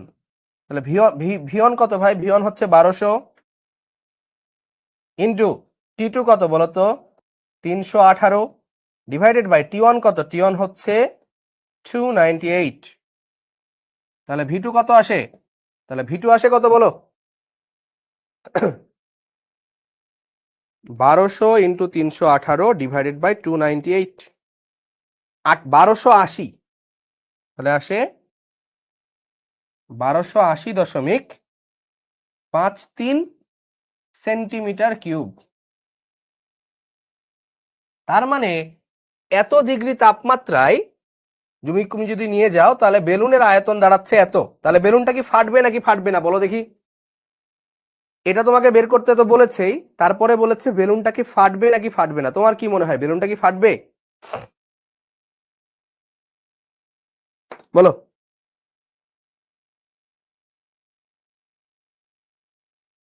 বেলুনটা ফাটবে না, কারণ সর্বোচ্চ ধারণ ক্ষমতা এত, মানে সর্বোচ্চ এতটুকু প্রসারিত হতে পারে, বাট এত ডিগ্রি তাপমাত্রায় এতটুকু হতে পারবে ও, তাই না? তার মানে ও ফাটবে না।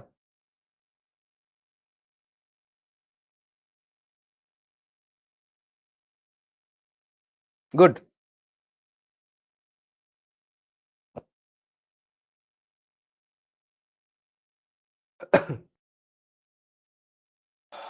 ওকে, সো ম্যাথটা আমি যেটা চেয়েছিলাম সেটা পাই নাই এখানে। যাই হোক, ওইটা আমরা অ্যাডভান্সে করবো, না হয় প্যারা নাই। সো আমরা অনেকগুলো ম্যাথই দেখে ফেললাম। বলো, ম্যাথ কি কারো কাছে কঠিন মনে হচ্ছে? শোনো, তোমাদেরকে আমি একটা কথা বলি। ধরো তোমাদের কাছে মানে জীবনটা প্রতিনিয়ত তোমরা নতুন নতুন ভাবে শিখছো, নতুন নতুন ভাবে দেখছো, মানে জীবনটা কিন্তু মোটেও সহজ না। তুমি ভাবছো যে পড়ালেখাই মনে হয় দুনিয়ার সব থেকে কঠিন কাজ এই সময়ে, বাট না, মানে আসলে প্রত্যেকটা সেক্টর, প্রত্যেকটা জায়গা, প্রত্যেকটা মুহূর্ত জীবনের কঠিন। প্রত্যেকটা মুহূর্ত তোমাকে স্ট্রাগল করতে হবে, তুমি যত বড়ই হও না কেন, তুমি যত বড় মানুষই হও না কেন, সব সময় দেখবা যে তোমার কারো না কারো আন্ডারে থাকা লাগছে। সো প্রত্যেকটা সময় তুমি কোথাও না কোথাও কারো না কারো কাছে বদ্ধ, বুঝলা? সো যে কারণে তোমাকে যেটা করতে হবে, নিজের প্রতি সবসময় খুশি থাকতে হবে, নিজের প্রতি সবসময় আস্থা রাখতে হবে, বিশ্বাস রাখতে হবে, এবং লাইফ একটা স্ট্রাগল, এটা তোমাকে মেনে নিতে হবে, এবং এটা মেনে নিয়ে তোমাকে কাজ করে যেতে হবে, এবং সবসময় কাজ করতে হবে। তোমার রেজাল্টটা কি আসছে মানে সেটা তুমি দেখবা, দেখবা না এমনটা না, মানে এমন না যে তুমি কাজ করে ফেললা, রেজাল্ট যেমন তা আসুক না, বাট কাজ করার সময় তুমি এমন ভাবে কাজ করবা যাতে রেজাল্ট যদি কখনো খারাপ আসে, রেজাল্ট মানে আমি বলছি না যে পড়ালেখার রেজাল্ট 100-র মধ্যে কত পেলা সেটা বলছি না, যে কোনো কাজ, যে কোনো কাজের তো তুমি একটা রেজাল্ট প্রেডিক্ট করো, তাই না? যে আমি এটা চাই, তো তুমি যে ফলাফলটা চাও সেটাকে আমি রেজাল্ট বলছি। তুমি সবসময় কাজ এমন ভাবে করবা, রেজাল্ট যদি তোমার কখনো খারাপ আসে তাও যাতে তোমার মনের মধ্যে কখনো আফসোস না থাকে যে আমি আমার জন্য রেজাল্ট খারাপ করছি। মানে কাজে তুমি তোমার 100% দিবা, কখনো তুমি ঘাটতি রাখবা না। যেমন আমি বুয়েট এক্সাম দিয়ে বের হলাম, বুয়েট এক্সাম দেওয়ার পরে আমি আমার এক আঙ্কেলের বাসায় থেকে বুয়েট এক্সাম দিয়েছিলাম, কারণ ঢাকায় আমার সেরকম কেউ নাই, ঠিক আছে? এবং আমার আমার একটা অভ্যাস ছিল যে আমি সবসময় একা যাইতাম, যেখানে যেখানেই পরীক্ষা হোক না কেন, যাই হোক না কেন, আমি একা যাইতাম। আমি কখনোই ওইভাবে ডিপেন্ডেন্ট ছিলাম না যে আমাকে রেখে দিয়ে আসতে হবে। হ্যাঁ, আমাকে বুয়েট পরীক্ষা, এত বড় পরীক্ষা, আমার বাবা মা, চাচা চাচি, দাদা দাদি, নানা নানি সবাইকে আমার সাথে যাইতে হবে, নো, আমি একা পারবো। জাস্ট আমাকে থাকার জায়গা দিলে আমি একা পারবো, ঠিক আছে? সো এক আঙ্কেল ছিল, উনার ওখানে ছিলাম, বুয়েট প্রিলিমিনারি পরীক্ষার সময়ও ছিলাম, বুয়েট রিটেন পরীক্ষার সময়ও ছিলাম। তো রিটেন পরীক্ষা দেওয়ার পরে আঙ্কেল আমাকে জিজ্ঞেস করলো যে শিশির কি অবস্থা, পরীক্ষা কেমন হলো? তো পরীক্ষা কেমন হলো এটার উত্তরটা আমি কি দিয়েছিলাম জানো? আমি বলেছিলাম যে আঙ্কেল, আমি যতটুকু পারার ততটুকু আমি দিয়ে আসছি, নিজের এন্ড থেকে আমার কোনো আফসোস নাই, ঠিক আছে? মানে আমি যতটুকু পারি, আমি যতটুকু জানি, আমি তার সবটুকু দিয়ে আসছি, মানে আমার কোনো আফসোস নাই। চান্স হইলে হবে, না হইলে না হবে, বাট আমি চান্স না পাইলে আমি কখনো নিজেকে দোষ করব না যে আমি আর একটু ভালো পরীক্ষা দিতে পারতাম, আমি এর থেকে ভালো পরীক্ষা দিতে পারতাম না, আমার মধ্যে আর নলেজ ছিল না, আমার মধ্যে আর অ্যাবিলিটি ছিল না, আমি যতটুকু পারার ততটুকু দিয়ে আসছি। সো এই মেন্টালিটিটা তোমাকে রাখতে হবে যে তুমি যতটুকু পারো, যতটুকু তুমি জানো, যতটুকু তোমার মধ্যে আছে, সবটুকু উজাড় করে দিয়ে কাজ করার মেন্টালিটি তোমাকে রাখতে হবে। সো তুমি এইভাবে নিজেকে বিল্ড আপ করো, স্কিল বিল্ড আপ করো, যতটুকু জানো, যেই কাজই করো, নিজের সর্বোচ্চটা দাও, ঠিক আছে? যাতে কাজ করার পরে তোমার এটুকু মনে না হয়, ইস, যদি আর 2টা দিন সময় পাইতাম, যদি এইটা পড়ে যাইতাম, ঠিক আছে, যদি এই কাজটা করতাম, যদি এই জিনিসটা শিখে নিতাম। কেউ তোমার এই কথার দাম দিবে না, তুমি নিজেও তোমার এই কথাকে দাম দিতে পারবা না। ইস, যদি এটা করে যাইতাম, মানুষজন মানে হাসাহাসি করবে এইসব কথা বললে। আমি দেখি পরীক্ষাতে খারাপ করার পরে অনেকে বলে, আরে দোস্ত, হ্যাঁ, যতটুকু পড়ছি ততটুকু কমন পাইছি, যদি ওইটা পড়ে যাইতাম তাহলে মামা পরীক্ষার হলে ফার্স্ট হয়ে যেতাম। কে নিষেধ করছিল তোমাকে ওইটা না পড়ে যাইতে? কেউ করছিল নিষেধ করছিল পড়ে যাইতে, না পড়ে যাইতে নিষেধ করছিল? কেউ করে নাই, তুমি পড়ে যাও নাই। তো তুমি এই কথা কখনোই আর বলবা না যে ইস, যদি এটা করে যাইতাম তাহলে হয়তো বা আমি সাকসেস হইতে পারতাম। সো জীবনে যত ভুল হয়েছে, যত ভ্রান্তি হয়েছে, যত তুমি ফেইলিয়ার হয়েছো, প্রত্যেকটার দোষ তুমি নিজেকে দাও। তুমি নিজে দোষী, আর কাউকে দোষী দিও না। ঠিক আছে? ওই টিচার ভালো পড়ায় নাই, ওই ভাই ভালো পড়ায় নাই, হ্যাঁ, বাসায় খাওয়ান পাই নাই, হ্যাঁ, মোবাইলে এমবি পাই নাই, খাতা পাই নাই, কলম পাই নাই, লাইট জ্বলতো না, হ্যাঁ, এগুলা দিও না। নিজেকে দোষ দাও, আমি পড়ি নাই, আমি পড়ি না, আমি কিছু পারি নাই, শেষ কথা, শেষ, ডান, মামলা ডিসমিস। ঠিক আছে? আমি বলদ, আমি গরু, আমি মুরগি, আমি ছাগল, আমি কিছু করি নাই, এই জন্য আমি সাকসেস পাই নাই, ডান। এটা যতদিন পর্যন্ত না দিতে পারবা ততদিন পর্যন্ত তুমি সাকসেস হতে পারবে না। যে কোনো সাকসেসের প্রথম শর্ত হচ্ছে অ্যাকনলেজমেন্ট, নিজেকে স্বীকার করা যে আমি একটা গাধা। ঠিক আছে? তুমি বুয়েটে যাও, বুয়েটে টার্ম ফাইনাল পরীক্ষার আগে আমরা তো পড়াশোনা করি, মনে করো এক রুমে আমরা 5 জন আছি, তো লাগে একটা ম্যাথ করতে করতে করতে করতে ম্যাথ মিলে নাই, এক একজনের রিয়াকশন কি, আরে ভাই আমি এত বড় বলদ কেমনে, আমি কেমনে ভুল করতে পারি, দ্যাটস দ্য রিয়াকশন। এটা তোমাদের থাকতে হবে যে আমি এত বড় গাধা কেমনে। বুঝতে পারছো? আর অনেক কি করে, এই ম্যাথ মিললো না কেন, মনে হয় আমারে ভালো করে পড়াই নাই, এবারে আমারে ভালো করে পড়াই নাই। না, এই কাজ করা যাবে না। ওকে, চলো, বহুত কথাবার্তা হইলো, কলম কই গেল?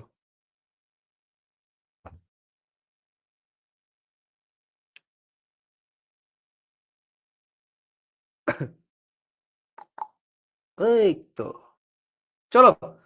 এ ভাই শোনো, এখানে মাথার উপরে বড় করে অ্যাভোগাড্রো সূত্র লিখে দেওয়া আছে, কিন্তু পরীক্ষার হলে যখন তোমাকে ম্যাথ দিবে তোমার মাথার উপরে কিন্তু লিখে দিবে না, এই বাবা দেখো এটা অ্যাভোগাড্রো সূত্র দিয়ে করো, এটা কিন্তু তোমাকে বলে দিবে না, বুঝছো? তোমাকে ম্যাথ পড়ে বুঝে নিতে হবে যে এটা অ্যাভোগাড্রো সূত্র নাকি অ্যাভোগাড্রো সূত্র না। বুঝতে পারছো? ভাইয়া মেডিকেলে কি এরকম কোশ্চেন আসে? মেডিকেলে এর থেকে অনেক সহজ আসে। মেডিকেলে আসে কি বলতো, চাপের একক কি, শেষ, মেডিকেল কোশ্চেন। তাপমাত্রার একক কি, মেডিকেল কোশ্চেন, শেষ। বয়েলের সূত্রে কোনটি স্থির থাকে, কোনটি ধ্রুবক থাকে, শেষ, মেডিকেল কোশ্চেন। মেডিকেল কোশ্চেন এগুলো আসে না, মেডিকেল কোশ্চেন সহজ, এগুলো সব engineering standard question, varsity standard question. বাংলাদেশে যতগুলো পরীক্ষা হয়, বুয়েট, রুয়েট, চুয়েট, কুয়েট, ঢাকা বিশ্ববিদ্যালয়, মেডিকেল, কৃষি, গুচ্ছ, সব পরীক্ষার মধ্যে সব থেকে সহজ কোশ্চেন আসে মেডিকেলে। বুঝলা? আর বাংলাদেশে যতগুলো পরীক্ষা হয় তার মধ্যে সব থেকে কঠিন, চোখে মুখে আন্ধার দেখানো কোশ্চেন আসে হচ্ছে বুয়েটে। ঠিক আছে? ওরকম এরকমই, মানে বুয়েটে পরীক্ষা দিতে পারাটাই টাফ, মানে এখন বুয়েটে পরীক্ষা দিতে পারাই টাফ। বুয়েটে এবার পরীক্ষা দিচ্ছে মাত্র 10,000 জন, মাত্র 10,000, বাছাই করে 10,000 জন নেওয়া হবে। মানে যারা এইচএসসি তে ভালো করেছে, ভালো মার্ক আছে, ওখান থেকে 10,000 জনকে বুয়েটে নেওয়া হয়। মানে পরীক্ষায় দিতে পারবে না তুমি বুয়েটে যদি তুমি ভালো না করো। আর মেডিকেলে তো ধরো তোমার হচ্ছে 4.5 থাকলে হয়, বেবি 4 থাকলেই হয়, পরীক্ষা দেওয়া যায়।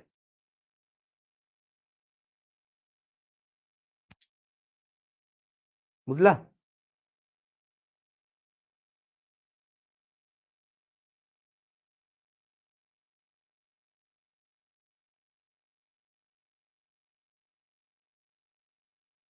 এক্স্যাক্টলি, পড়াশোনা করলে কিছু টাফ না।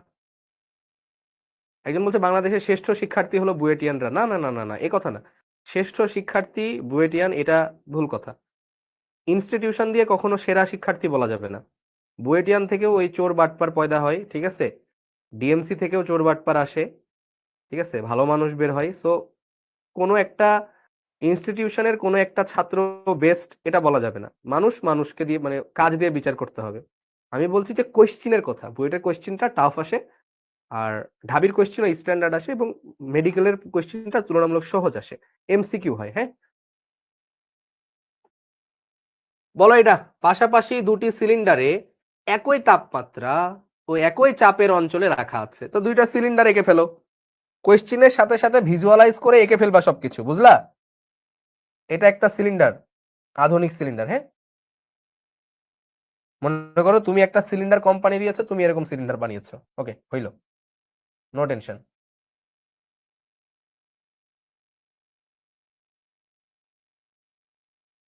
ওকে, তাহলে পাশাপাশি দুইটা সিলিন্ডার, এই গেল এই গেল। ওকে, পাশাপাশি দুটি সিলিন্ডার একই তাপমাত্রা, মানে এটাও টেম্পারেচার টি, এটারও টেম্পারেচার টি, এটারও চাপ পি, এইটারও চাপ পি। একই অবস্থায় প্রথমটির চেয়ে দ্বিতীয়টির আয়তন 1.5 গুণ বেশি পাওয়া গেল। মানে এটার আয়তন যদি হয় ভি, ঠিক আছে, তাহলে এটা পাওয়া গেল হচ্ছে 1.5 ভি, মানে এটা হচ্ছে V1, এটা হচ্ছে V2। মানে প্রথমটার থেকে দ্বিতীয়টার আয়তন 1.5 গুণ পাওয়া গেল, এই যে বলেছে। এই অবস্থায় প্রথমটির চেয়ে দ্বিতীয়টির আয়তন 1.5 গুণ বেশি পাওয়া গেল। এখন 1.5 গুণ বেশি পাওয়া কথাটা আসলে এই কোশ্চেন গুলো যারা করে তারা মানে কেমন জানি গাধার মতো কোশ্চেন করে। 1.5 গুণ বেশি পাওয়া মানে বোঝায় যে হচ্ছে 2.5 গুণ হয়ে গেছে, ঠিক আছে। তো 1.5 গুণ পাওয়া গেল, আমি এটা মুছে দিলাম তোমাদের কনফিউশন কাটানোর জন্য। 1.5 গুণ পাওয়া গেল। প্রথম পাত্রে নাইট্রোজেন গ্যাস এবং দ্বিতীয় পাত্রে একটি নিষ্ক্রিয় গ্যাস আছে। তো প্রথম পাত্রে আছে হচ্ছে নাইট্রোজেন, ধরো দ্বিতীয় পাত্রে আছে হিলিয়াম। নিষ্ক্রিয় গ্যাস ধরো আমি হিলিয়াম ধরলাম, কথার কথা। প্রথম পাত্রে 600টি পরমাণু থাকলে প্রথম পাত্রে পরমাণু সংখ্যা হচ্ছে 600টি, এন হচ্ছে 600টি, মানে N1 আর কি, ঠিক আছে। এটা হচ্ছে 1 নাম্বার পাত্র, এটা হচ্ছে 2 নাম্বার পাত্র। 600টি থাকলে দ্বিতীয় পাত্রে অণু এবং পরমাণু সংখ্যা কত, মানে দ্বিতীয় পাত্রে পরমাণু সংখ্যা কত সেটা বের করো, ঠিক আছে। তার মানে N2 কত, N2 কত বলো। আমি একটু সহজ করে দেই, হ্যাঁ, এটা পরমাণু না দিয়ে আমি অণু দিয়ে দেই, পরমাণু না দিয়ে অণু দিয়ে দেই, অণু পরমাণুর ভেজালে না যায়, যেহেতু তোমরা ইয়া পড়ো নাই, ঠিক আছে। অণু পরমাণু কেটে দেই, এটাও অণু এটাও অণু।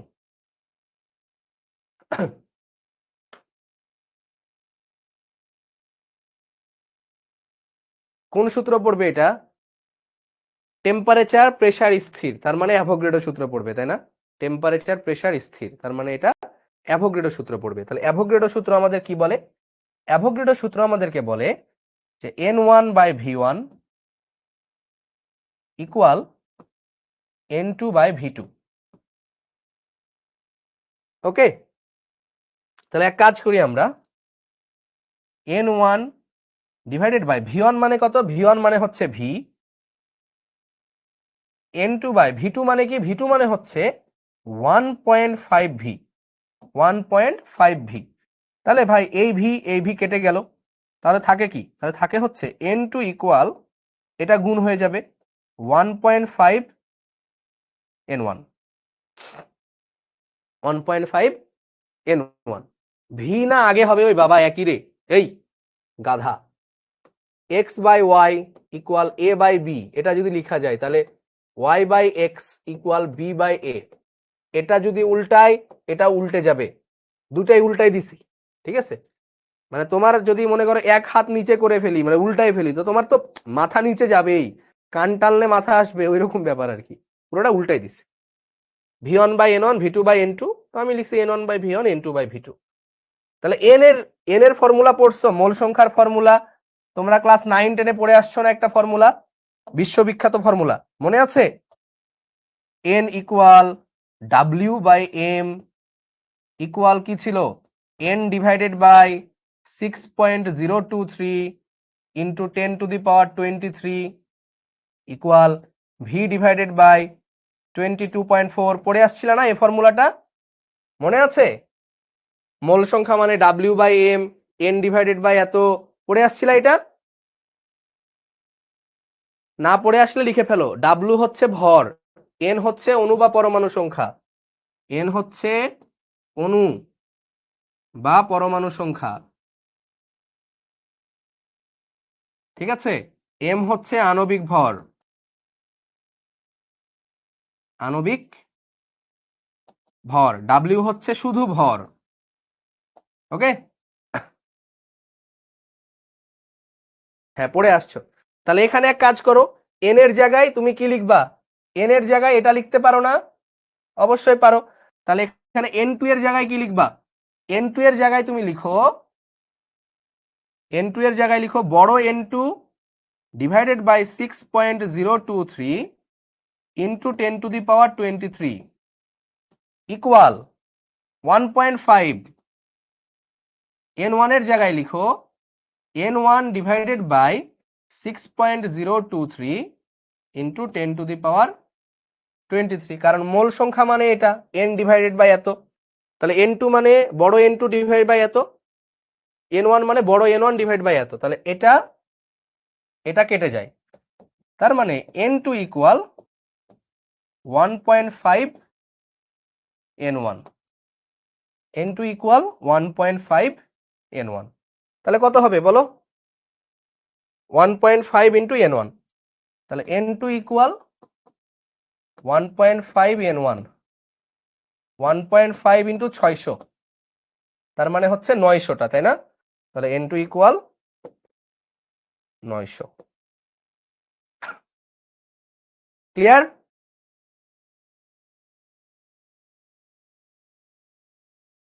ক্লিয়ার কিনা বলো?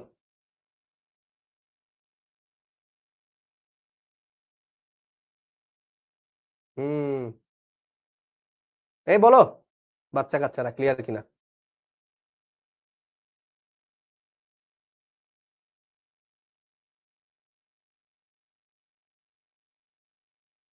বলছো সূত্রগুলো তো একক গ্যাসের আয়তনের জন্য, সূত্রগুলো হচ্ছে আদর্শ গ্যাসের জন্য, সেটা আমরা পরে দেখবো, আসলে প্যারা নাই। ক্লিয়ার? আচ্ছা, এখন আমরা একটু সূত্রগুলো নিয়ে খেলাধুলা করি, চলো। রাজি? ঠিক আছে, অ্যাভোগাড্রোর বাকি ম্যাথ তোমরা করে ফেলতে পারবা। হ্যাঁ, এবার আমরা একটু সূত্রগুলো নিয়ে খেলাধুলা করি, চলো। হ্যাঁ চলো। আমরা একটা জিনিস জানি যে ঘনত্ব হচ্ছে rho equal M by V. M মানে এম না লিখে আমরা লিখি ডাব্লিউ বাই ভি। রো হচ্ছে ঘনত্ব, ডাব্লিউ হচ্ছে ভর, ভি হচ্ছে আয়তন। ভি হচ্ছে আয়তন। তো আমরা যে ফর্মুলা জানি P1 V1 equal P2 V2, এটা আমরা পড়ে আসছি অলরেডি। তাহলে P1, তাহলে এখান থেকে বলো তো ভি সমান কি হবে? তাহলে এখান থেকে বলো ভি ইকুয়াল হচ্ছে W by rho, W by rho, V equal W by rho. তাহলে V1 মানে হচ্ছে W1 by rho 1 equal P2, V2 মানে হচ্ছে W2 by rho 2, W2 by rho 2। এখন এখানে কি বলেছিলাম বলো দেখি? বয়েলের সূত্রের ক্ষেত্রে আমার কি ভর কনস্ট্যান্ট না ভর ধ্রুবক থাকে? ভর হচ্ছে ধ্রুবক। তো ভর ধ্রুবক হলে W1 W2 কেটে যায়, তাহলে থাকে কি? তাহলে থাকে আমার হচ্ছে P1 by rho 1 equal P2 by rho 2, এটা আমরা পড়ে আসছি। তার মানে এটা হচ্ছে চাপের সাথে ঘনত্বের সম্পর্ক, এটা হচ্ছে চাপের সাথে ঘনত্বের সম্পর্ক, তাই না? এটা প্রথম বা সেকেন্ড লেকচারে পড়ানো আছে, ফার্স্ট বা সেকেন্ড লেকচারে এই জিনিস পড়ানো আছে, পড়ানো হয়েছে না? এটা বলো বলো বলো বলো।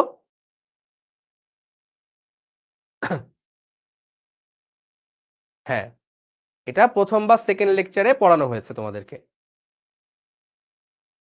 ভাইয়া মনে রাখার কোনো উপায় বলেন? খাতাতে নোট করছো না? খাতাটা রিভাইজ দিলেই তো হয়ে যায়, খাতাটা সুন্দর মতো রিভাইজ দিবা। আচ্ছা, একজনের একটা প্রশ্ন নেই আমি। ও,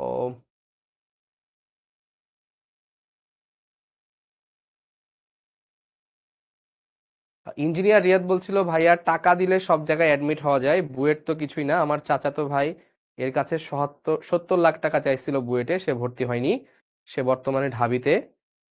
আহ এটা নিয়ে আমি কিছু বলবো না, ঠিক আছে? আমি মনে হয় ফার্স্ট টাইম এমন কাউকে বলতে শুনলাম যে বুয়েটে টাকা দিয়ে ভর্তি হওয়া যায়, ঠিক আছে? এটা আমি ফার্স্ট টাইম শুনলাম তোমার মুখে, সো এটা নিয়ে আর্গুমেন্টের কিছু নাই, ঠিক আছে?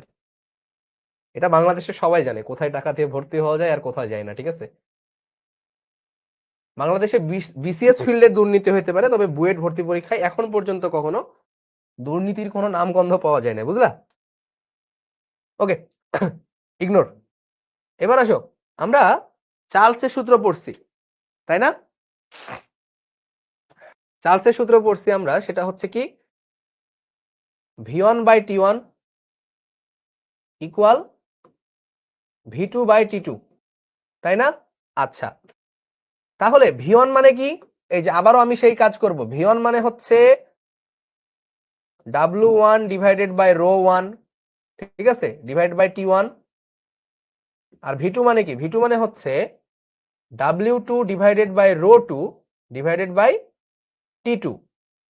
তো এটা মানে দেখো এই রোটা নিচে চলে যাচ্ছে, তার মানে W1 divided by rho 1 T1 equal W2 divided by rho 2 T2, তাই না? তাহলে বলো তো এইখানেও কি চার্লসের সূত্রেও ভর ধ্রুবক না? চার্লসের সূত্রেও কিন্তু ভর ধ্রুবক। তাহলে আমার W1 W2 কেটে যায়, তাহলে থাকে কি? এটা থাকে হচ্ছে rho 1 T1 equal rho 2 T2। এটা আবার পি ভেবো না, এটা হচ্ছে রো। রো মানে ঘনত্ব, ঠিক আছে, রো মানে ঘনত্ব, density. Rho is density. Okay,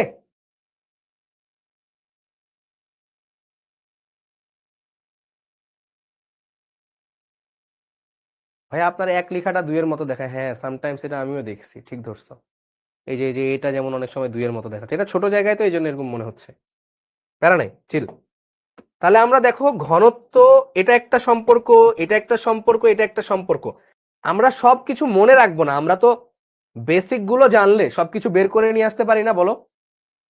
W1 W2 কাটা গেল কেন? ভর ধ্রুবক। ভর ধ্রুবক, বয়েলের সূত্র হোক, চার্লসের সূত্র হোক, ভর ধ্রুবক হয়।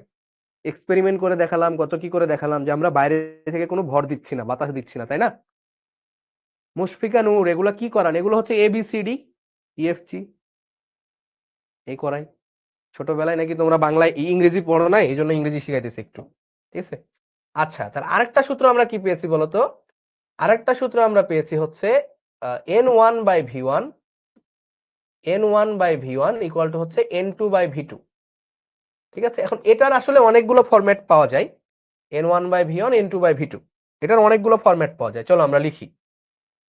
তো N1, এটাকে আমি একটু গুণ করি আড়াআড়ি, তাহলে এটা হচ্ছে N1/V2 ইকুয়াল N2/V1, তাই না? এটা আমরা আড়াআড়ি গুণ করে লিখে দিলাম। ওকে, তাহলে N1 মানে কি? N1 মানে হচ্ছে W1 ডিভাইডেড বাই M1, ঠিক আছে, into V2 equal W2 divided by M2 into V1। আচ্ছা আচ্ছা, V1 V1।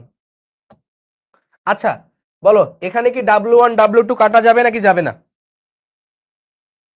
W1 W2 কাটা যাবে নাকি যাবে না? এখানে কাটাকাটি করা যাবে? HSC 27, এই রক্ত রক্ত জাদু মন্ত্র। আয় হায়, এখানে তান্ত্রিক ছু মন্ত্র ছু আব্রাকাডাব্রা আব্রাকাডাব্রা। তোমরা কি চেনো? আরে ভাই রে, কি হইতেছে এখানে? হয়ে গেছে যা হওয়ার ভাই। কি এখন কি এখানে ব্লাস্ট হবে? না না, কি মা, ওরে বাপরে ওরে বাপরে। তোমরা কি চেনো? উনি কিন্তু একটা লেজেন্ড, ঠিক আছে? আবার এখানে আয় হায়, এই আগুন আগুন এইসব দেখলে তো এখন রাস্তায় ধরবে ধরে। এই যে ভাই মোমবাতি, এই মোমবাতি, এগুলো তো আগুন কি যেন না একটা আছে। রাস্তায় ধরবে না। আপনি তো ভাই CNG তে যান বা বাইকে যান, আমি তো জিনের উপর ভর করে উড়ে উড়ে যাই। আয় হায়, কিভাবে যাইতে হয় আমাকে একটু না না, মন্ত্রটা শেখা, এগুলা বলা যাবে না। মন্ত্রটা শেখা। সবাই এক হয়ে গেলে কেমনে হবে? তাহলে আপনারা আর আমার মধ্যে আমিও তো পার্থক্য মন্ত্র কি? জানি আব্রাকাডাব্রা ছু। এই দিয়ে কিছুই হবে না ভাই। আমি ওরে নাই করে দিতে পারি, বুঝছো? নাই করে দিলে ঝামেলা হবে। না, আমি আপনারে নাই করে দিতে পারি, নাই করে দে। ঠিক আছে? হ্যাঁ। বসে যান। এই দেখো ভাই নাই, গন, ঠিক আছে, ভাই চলে গেছে।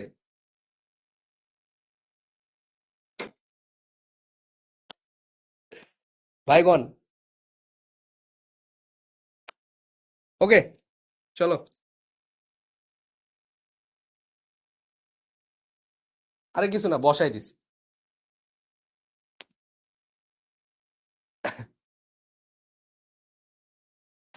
ওকে ওকে ওকে, মাঝে মধ্যে একটু একটু মজা তামাশা, হাসি তামাশা হওয়া ভালো ক্লাসে, তাই না? এরা বলে দেখে ফেলেছি। ওই এই শোনো, আমরা সিরিয়াস মোমেন্টে ছিলাম, আমরা সিরিয়াস মোমেন্টে ছিলাম, ঠিক আছে? এগুলা ভুয়া মন্ত্র জিমি ভাই করতো, জিমি ভাইয়ের দেখছি আগে। দেখো না তোমরা জিমি ভাই এরকম ভুয়া মন্ত্র করে হারাই গেছিল একবার, ঠিক আছে। এজন্য আমি আর কি দেখাচ্ছি না, বা দেখাইলে তো ভাই বুঝে যাইতো, তোমরাও বুঝে যাইতা। এগুলা রিয়াল মন্ত্র, এগুলা তোমাদের সামনে দেখানো যাবে না। এই বলো, এখানে W1 W2 কাটা যাবে নাকি যাবে না?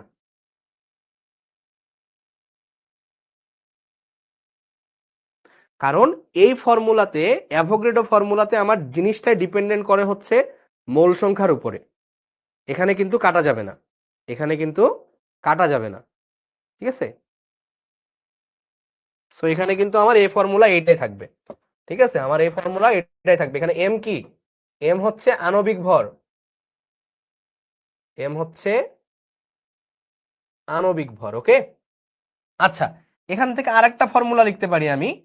সে ফর্মুলাটা হচ্ছে N1 মানে কি? N1 মানে আমি লিখতে পারি হচ্ছে বড় N1 divided by 6.023 into 10⁻23 into V2 equal N2 divided by 6.023 into 10⁻23 into V1। তাহলে এটা এদিকে, এটা এদিকে, দুইটা কাটাকাটি হয়ে যায়। তাহলে থাকে কি? বড় N1 V2 ইকুয়াল হচ্ছে N2 V1, তাই না? তাহলে এটা কি ভাই? এটাও একটা রিলেশন, যেখানে N কি? N হচ্ছে অণু বা পরমাণু সংখ্যা, N হচ্ছে অণু বা পরমাণু সংখ্যা।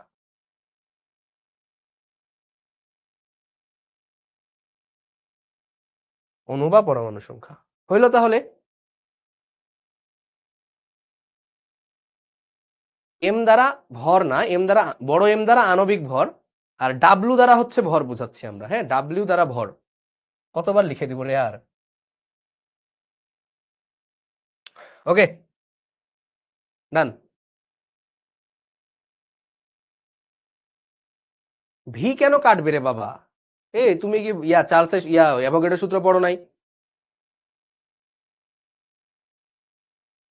ভাইয়া রুয়েট চুয়েট কুয়েট এগুলো কেমন হয়? অবশ্যই ভালো। কেন ভালো হবে না? অবশ্যই ভালো। আমি বেশ কনফিউজ ছিলাম যে বুয়েটে কেমিক্যাল ইঞ্জিনিয়ারিং পড়বো নাকি ঢাবিতে, মানে সরি ঢাবি বলছি, মানে ঢাবিতেও আমার চান্স হয়েছিল, নাকি হচ্ছে ইয়াতে পড়বো, মানে রুয়েটে, মানে রুয়েট তো আমার বাসার পাশে রাজশাহীতে, না রুয়েটে পড়বো যে কোনো একটা সাবজেক্ট, মানে রুয়েটে আমি যেটা নিতাম সেটাই পাইতাম, সিএসসি পাইতাম, ত্রিপলি পাইতাম, ইচ অ্যান্ড এভরিথিং। তো পরে হচ্ছে ভাবলাম যে না, বুয়েটেই যাই, ঠিক আছে। পরে আর কেমিস্ট্রিও ভালো লাগতো মোটামুটি, যদিও কেমিস্ট্রি কেমিক্যাল ইঞ্জিনিয়ারিং দুইটা ডিফারেন্ট জিনিস। ওকে, বলো তো সবার এটা ক্লিয়ার কিনা এত দূর? তাহলে আমরা কয়টা ফর্মুলা পাইলাম দেখো তো ভাই, ফর্মুলাগুলো লিখে নাও। এটা 1 এবং বুঝে বুঝে লিখো। এটা 2, 2 এর পরে এটা হচ্ছে 3, এটা হচ্ছে 3, এটা হচ্ছে 4, এটা হচ্ছে 5, এটা হচ্ছে 6।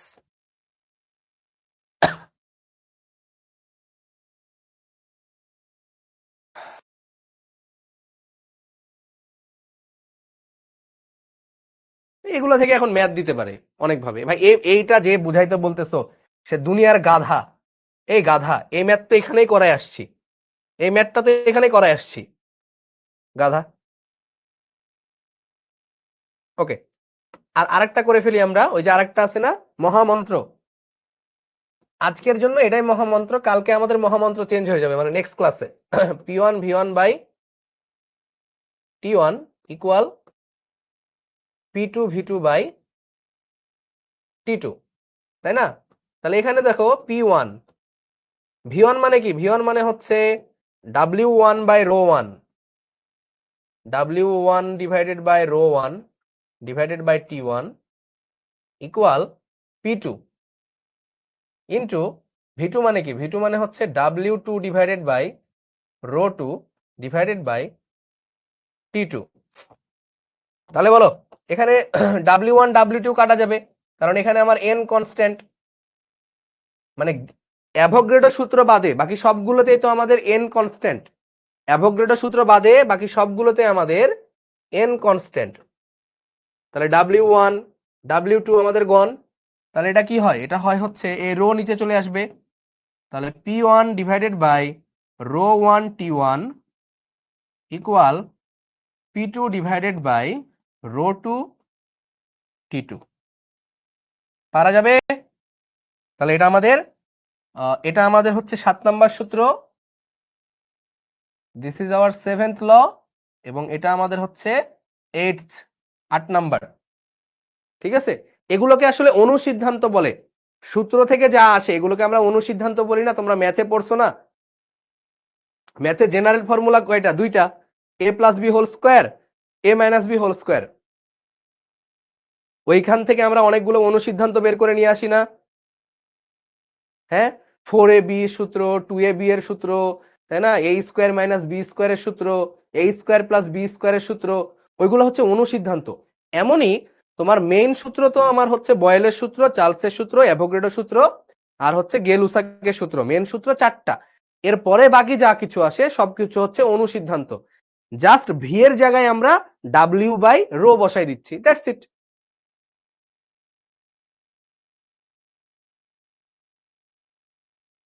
ক্লিয়ার?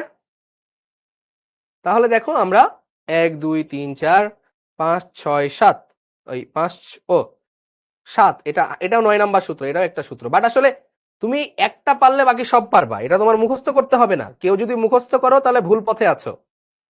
বলো ক্লিয়ার কিনা?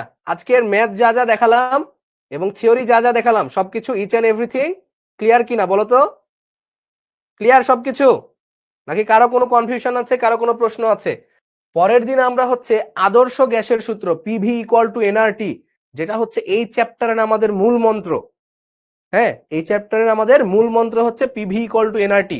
ওইখানে এনও চেঞ্জ হতে থাকবে। এতক্ষণ আমরা এই সূত্র পাইছি যেখানে পি ভ্যারিয়েবল, ভি ভ্যারিয়েবল, টি ভ্যারিয়েবল, এন কনস্ট্যান্ট এখন পর্যন্ত। বাট আমরা কালকে মানে নেক্সট দিন যে ফর্মুলা পড়বো সেখানে পিও ভ্যারিয়েবল, টিও ভ্যারিয়েবল, ভিও ভ্যারিয়েবল এবং মোল নাম্বারও ভ্যারি করবে। বুঝতে পারছো? ভাই ফিজিক্স পড়ান কেন রে ভাই? আমি কি দুনিয়ার সব সাবজেক্ট পড়াবো? Physics, math, chemistry, each and everything আমি পড়াবো? হ্যাঁ, কি একটা অবস্থা পাইছে। হ্যাঁ, আমার ফিজিক্সের জিনগুলা কমে গেছে ভাই। আমার ফিজিক্সের জিনগুলা কমে গেছে। ফিজিক্সে তোমরা কোন চ্যাপ্টার পড়তেছো? ফিজিক্সে তোমরা কোন চ্যাপ্টার পড়তেছো?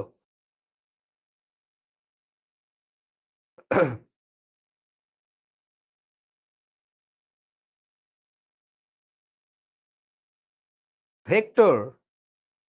ওকে, ভেক্টরের জিনরে ডাকা লাগবে তাহলে। ভেক্টরের জিনে, ভেক্টর অনেক সহজ না?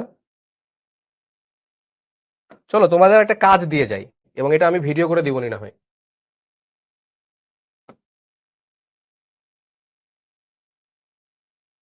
তোমাদের একটা কাজ দিয়ে যাই, কাজটা মাথা ঘুরে যাবে।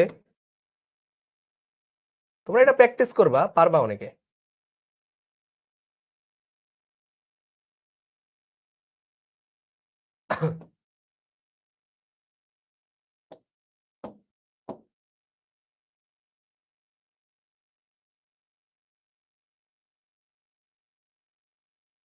ওকে, ঠিক আছে, সমস্যা নাই।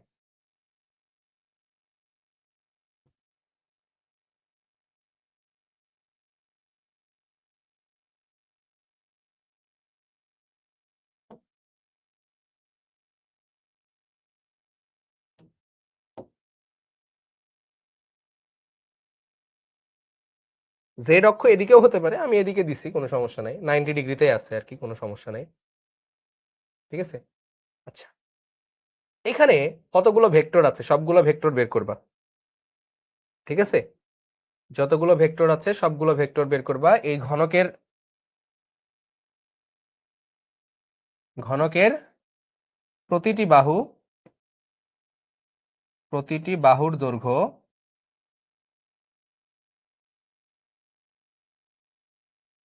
এ, প্রতিটি বাহুর দৈর্ঘ্য হচ্ছে এ। ঠিক আছে, তাহলে এখানে অনেকগুলো ভেক্টর পাওয়া যেতে পারে, বুঝছো? যেমন এটা একটা ভেক্টর হতে পারে, ঠিক আছে, এটা একটা ভেক্টর হতে পারে, বুঝো নাই? ধরো এটা নাম দিই আমি A, O, P, Q, R, S, T, U, Z. Z তো দিব না, জেড তো এখানে আছেই। O, P, Q, R, S, T, U, এটা দিলাম হচ্ছে ভি, ভি পয়েন্ট, ঠিক আছে? তো সব হয়ে গেছে না, 1 2 3 4 5 6 7 8। হ্যাঁ, এখানে যতগুলো ভেক্টর হইতে পারে, মনে করো এই ওভি ভেক্টর, ওপি ভেক্টর, হ্যাঁ, তারপরে হচ্ছে মনে করো এটা এই ভেক্টর, হ্যাঁ, এই ভেক্টর, এই ভেক্টর, এই ভেক্টর, এটা, এটা একটা ভেক্টর, এটা একটা ভেক্টর, তাই না? মনে করো এখানে এটা যোগ করলে এটা একটা ভেক্টর, তাই না? বলো, এইটা যোগ করলে এটা একটা ভেক্টর, এইটা যোগ করলে এটা একটা ভেক্টর, আর কি কি হইতে পারে? এটা যোগ করলে এটা একটা ভেক্টর, এটা যোগ করলে এটা একটা ভেক্টর, মাথা ঘুরাই দিব কিন্তু আমি, ঠিক আছে? এটা যোগ করলে এটা একটা ভেক্টর, এটা যোগ করলে এটা একটা ভেক্টর, এটা যোগ করলে এটা ভেক্টর, আর হইতে পারে না? হ্যাঁ, হইতে পারে। এটার সাথে এটা একটা ভেক্টর, আর কই, আর কই? এটা থেকে এটা একটা ভেক্টর, এটা থেকে এটা একটা ভেক্টর, করো যাও। যতগুলো ভেক্টর আছে সবগুলো ভেক্টর বের করো। খুব ফিজিক্স আমার কাছে থেকে আমার আমি আমি আমাকে যদি এগুলা পড়াইতে বলো, আমি তো ভাই তন্ত্র মন্ত্র করে এগুলাই পড়াবো। আমার কাছে তো জিন ভূত আছে, আমি তো বুঝো না তুমি, আমি কি তোমার লেভেলের প্রবলেম দিব? এটা খুবই সহজ জিনিস, খুবই সহজ। ইচ এত সহজ একটা জিনিস, ঠিক আছে? এখানে যতগুলো ভেক্টর আছে সবগুলো ভেক্টর বের করো, ঠিক আছে? আমি যতগুলো অ্যারো চিহ্ন দিছি প্রত্যেকটা ভেক্টর বের করো। অবস্থান ভেক্টরের কনসেপ্ট খুব ইজি। নেক্সট ক্লাসে, ওকে, নেক্সট ক্লাসে এটা সলভ করে দিবনি। হ্যাঁ, এটা শাস্তি। তুমি আমাকে ফিজিক্স পড়াইতে বলছো, আমি তোমাকে পড়াইতে দিলাম, পড়ো, করো। না পারলে আমি করে দিচ্ছি। হ্যাঁ, মানে তোমরা তো 2D কোয়ার্ডেন্ট 3D কোয়ার্ডেন্টও পড়ো। সো 3D কোয়ার্ডেন্ট যদি ভালো মতো বুঝো, মানে 3 ডাইমেনশনাল ভেক্টর এগুলো প্রত্যেকটা, প্রত্যেকটা না, কিছু কিছু 2 ডাইমেনশনাল আছে, কিছু কিছু 3 ডাইমেনশনাল আছে। হ্যাঁ, যেমন যেগুলো হচ্ছে কর্ণ, কর্ণগুলো সবসময় 3 ডাইমেনশনাল হবে। তো এগুলো তো একটু টাফ হবে তোমাদের জন্য। বাট তোমরা যদি প্রত্যেকটা পয়েন্ট বের করতে পারো, এই পয়েন্টের অবস্থান, এই পয়েন্টের স্থানাঙ্ক, এই পয়েন্টের স্থানাঙ্ক, এই পয়েন্টের স্থানাঙ্ক, টোটাল 8টা স্থানাঙ্ক যদি তোমরা বের করতে পারো, ও এর অবস্থান মানে ও এর স্থানাঙ্ক পি, কিউ, আর, ঠিক আছে, এই যে ভি, ইউ, টি, 1 2 3 4 5 6 7, আর এই যে এস, এই 8টা স্থানাঙ্ক যদি তোমরা বের করতে পারো তাহলে তোমাদের ডান। 8টা স্থানাঙ্ক বের করবা, 8টা স্থানাঙ্ক বের করতে পারলে এখানে যতগুলো ভেক্টর আছে, যতগুলো ভেক্টর প্রত্যেকটাই তুমি পেরে যাবা, মানে এতই সোজা। তো এই 8টা স্থানাঙ্ক বের করার চেষ্টা করো। যেমন আমি তোমাকে বলে দেই একটা, মানে কিভাবে করতে পারো। ধরো এরকম, ধরো এটাই তো তোমাদের ত্রিমাত্রিক স্থানাঙ্ক ব্যবস্থা, তাই না? এখন এটা থেকে তুমি বক্স আঁকাইতে পারো খুব সহজে, ঠিক আছে? এই এই এই এই এই এই হইলো। তাহলে এটা মনে করো তোমার কথার কথা, এটা এক্স অক্ষ, এটা ওয়াই অক্ষ, এটা জেড অক্ষ, ওকে। আচ্ছা দেখো, এই পয়েন্টটার স্থানাঙ্ক কত বাবা? 0 0 0। এই পয়েন্টের স্থানাঙ্ক 0 0 0, ঠিক আছে? এখন এই পয়েন্টের স্থানাঙ্ক কত হবে বলো দেখি? এটার স্থানাঙ্ক, শুধু আমি এক্স অক্ষ বরাবর যাচ্ছি না, শুধু এক্স অক্ষ বরাবর যাচ্ছি, আমার বাহুর দৈর্ঘ্য হচ্ছে এ, তাহলে এই পয়েন্টটার স্থানাঙ্ক হবে আমার এ। আমি এক্স অক্ষ বরাবর গিয়েছি শুধু, ওয়াই অক্ষ বরাবরে যাই নাই, জেড অক্ষ বরাবরে যাই নাই, তাহলে এটা এ 0 0, ঠিক আছে না? এবার আসো এইটার স্থানাঙ্ক কত হবে এই পয়েন্টের? দেখো আমি শুধু জেড অক্ষ বরাবর আসছি, তো এটুকুও তো আমার এ রে বাবা, প্রত্যেকটা বাহুর দৈর্ঘ্য এ, তখন এটা আমার হবে 0 0 এ, কারণ আমি শুধু জেড অক্ষ বরাবর আসছি। এইটার স্থানাঙ্ক কি হবে বলো? আমি শুধু ওয়াই অক্ষ বরাবর গিয়েছি, তাহলে 0 a 0। বুঝতে পারছো গাধাগুলা? হ্যাঁ, এটার স্থানাঙ্ক কি হবে বল দেখি, কে পারে দেখি এটার স্থানাঙ্ক? যাদের বোঝার তারা বুঝে গেছে, যাদের বোঝার তারা বুঝে গেছে অলরেডি, এটার স্থানাঙ্ক কি হবে? হ্যাঁ,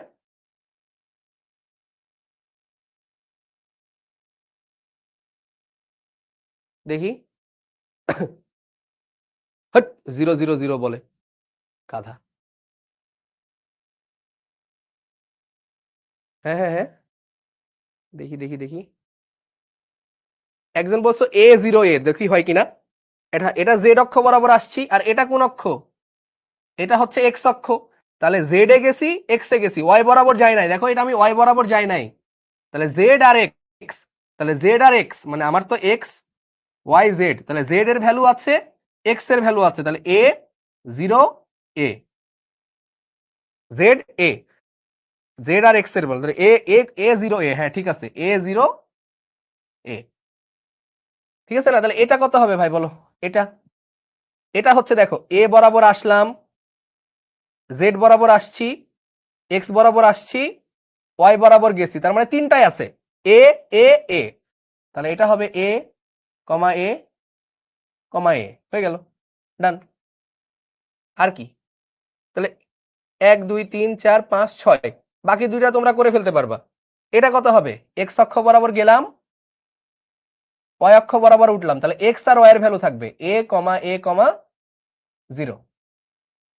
আর কোনটা? এটা এটা কি দেখো, জেড অক্ষ বরাবর আসছি, ওয়াই অক্ষ বরাবর উঠছি, জেড অক্ষতে আসছি, ওয়াই এ উঠছি, মানে জেড আর ওয়াই এর ভ্যালু থাকবে, তাহলে 0 এ এ, শেষ। এখন তো তুমি সব ভেক্টর পাই যাবা। এখন তোমারে ধরো এ ভেক্টর বের করতে বলছে, এটা যে তুমি আমারে এই ভেক্টরটা বের করে দাও। কোনটা? এটা, এই ভেক্টর। তাহলে এটা আমার হচ্ছে ফাইনাল পয়েন্ট, এটা আমার ইনিশিয়াল পয়েন্ট, তাহলে এটা আমার এফ ভেক্টর, এফ অবস্থান, এটা আমার আই অবস্থান। তাহলে এই ভেক্টরটা কি হবে ভাই? এই ভেক্টরটা হবে কি বলো? F vector minus i vector. তাহলে এফ কি? এ মাইনাস 0, এটা থেকে এ, তাহলে a minus 0 i plus a minus a, a minus a j plus 0 minus a, 0 minus a z অক্ষের জন্য কে, তাহলে কত হয়? A i plus 0 j minus a k, তাহলে এ আই মাইনাস এ কে, শেষ। ইজি না ভাই? ভেক্টর অনেক মজার জিনিস।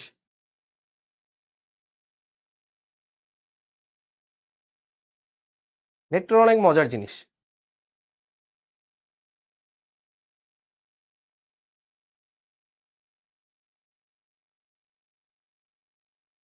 এখান থেকে এখন যত ভেক্টর আছে সব পারা যাবে, খালি ফাইনাল মাইনাস ইনিশিয়াল করে দিবা। Final minus initial, final minus initial. এবং দেখো এটা কোন তলে অবস্থিত? এটা দেখো এক্স জেড তলে অবস্থিত, এক্স জেড তলে, কোনো উচ্চতা নাই, এই ভেক্টরের কোনো উচ্চতা নাই। তাহলে দেখো এক্স আছে, আই আর কে আছে, কোনো ওয়াই নাই, ঠিক আছে? ওকে, যাই হোক, আমাকে আর কিছু পড়াইতে বইলো না ভাই, ঠিক আছে? বেকার বেকার তুমি জিন ভূতের মাথাগুলা নষ্ট করতেছো। ওকে, তো যাই হোক, পরিশ্রম করলে তুমিও সব পারবা, এটা হামরি কিছু না, ঠিক আছে? মানে এগুলা ইন্টারে থাকতে পারতাম। হ্যাঁ, তো অবশ্যই অবশ্যই তোমরা ক্লাস কেমন লাগলো জানাই দিবা অবশ্যই, ঠিক আছে? এক একদিন আমি বায়োলজি পড়াই দিছি, এক একদিন ফিজিক্স পড়াই দিছি, কোন দিন না সবাই মিলে এসে আমারে মার দেয়। হ্যাঁ, ওকে, সবাই ভালো থাকো, সুস্থ থাকো, আর পরিশ্রম করতে থাকো ভাই। হ্যাঁ, দিন শেষে পরিশ্রমই সব। তোমাকে সব সাবজেক্টে অলরাউন্ডার হইতে হবে, এটাই। তাছাড়া তুমি কোথাও তো আসলে ভালো করতে পারবে না, একটা সাবজেক্টে ভালো হয়ে কি লাভ আছে বলো?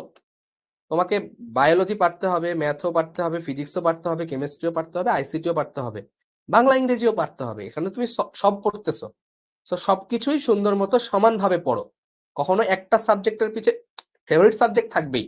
এবং আমি জানি খুব ভালো মতো যে এই বয়সে আমাদের বেশিরভাগ স্টুডেন্টের প্রিয় সাবজেক্ট ফিজিক্স। আমারও ফিজিক্স ভালো লাগতো, ঠিক আছে? এগুলো আমি ফিজিক্স ভালো লাগতো বলে আমি এগুলা নিয়ে অনেক অ্যানালাইসিস করতাম। সো তোমরাও করো, সমস্যা নাই, বাট সমান তালে সব সাবজেক্ট পড়ে যাও, যাতে ফিউচারে যে তোমার জন্য ভালো হয়। ওকে, তো সবাই ভালো থাকো, সুস্থ থাকো, দেখা হবে নেক্সট ক্লাসে, মেবি নেক্সট উইকে। হ্যাঁ, ওকে, আল্লাহ হাফেজ, টাটা, বেস্ট অফ লাক।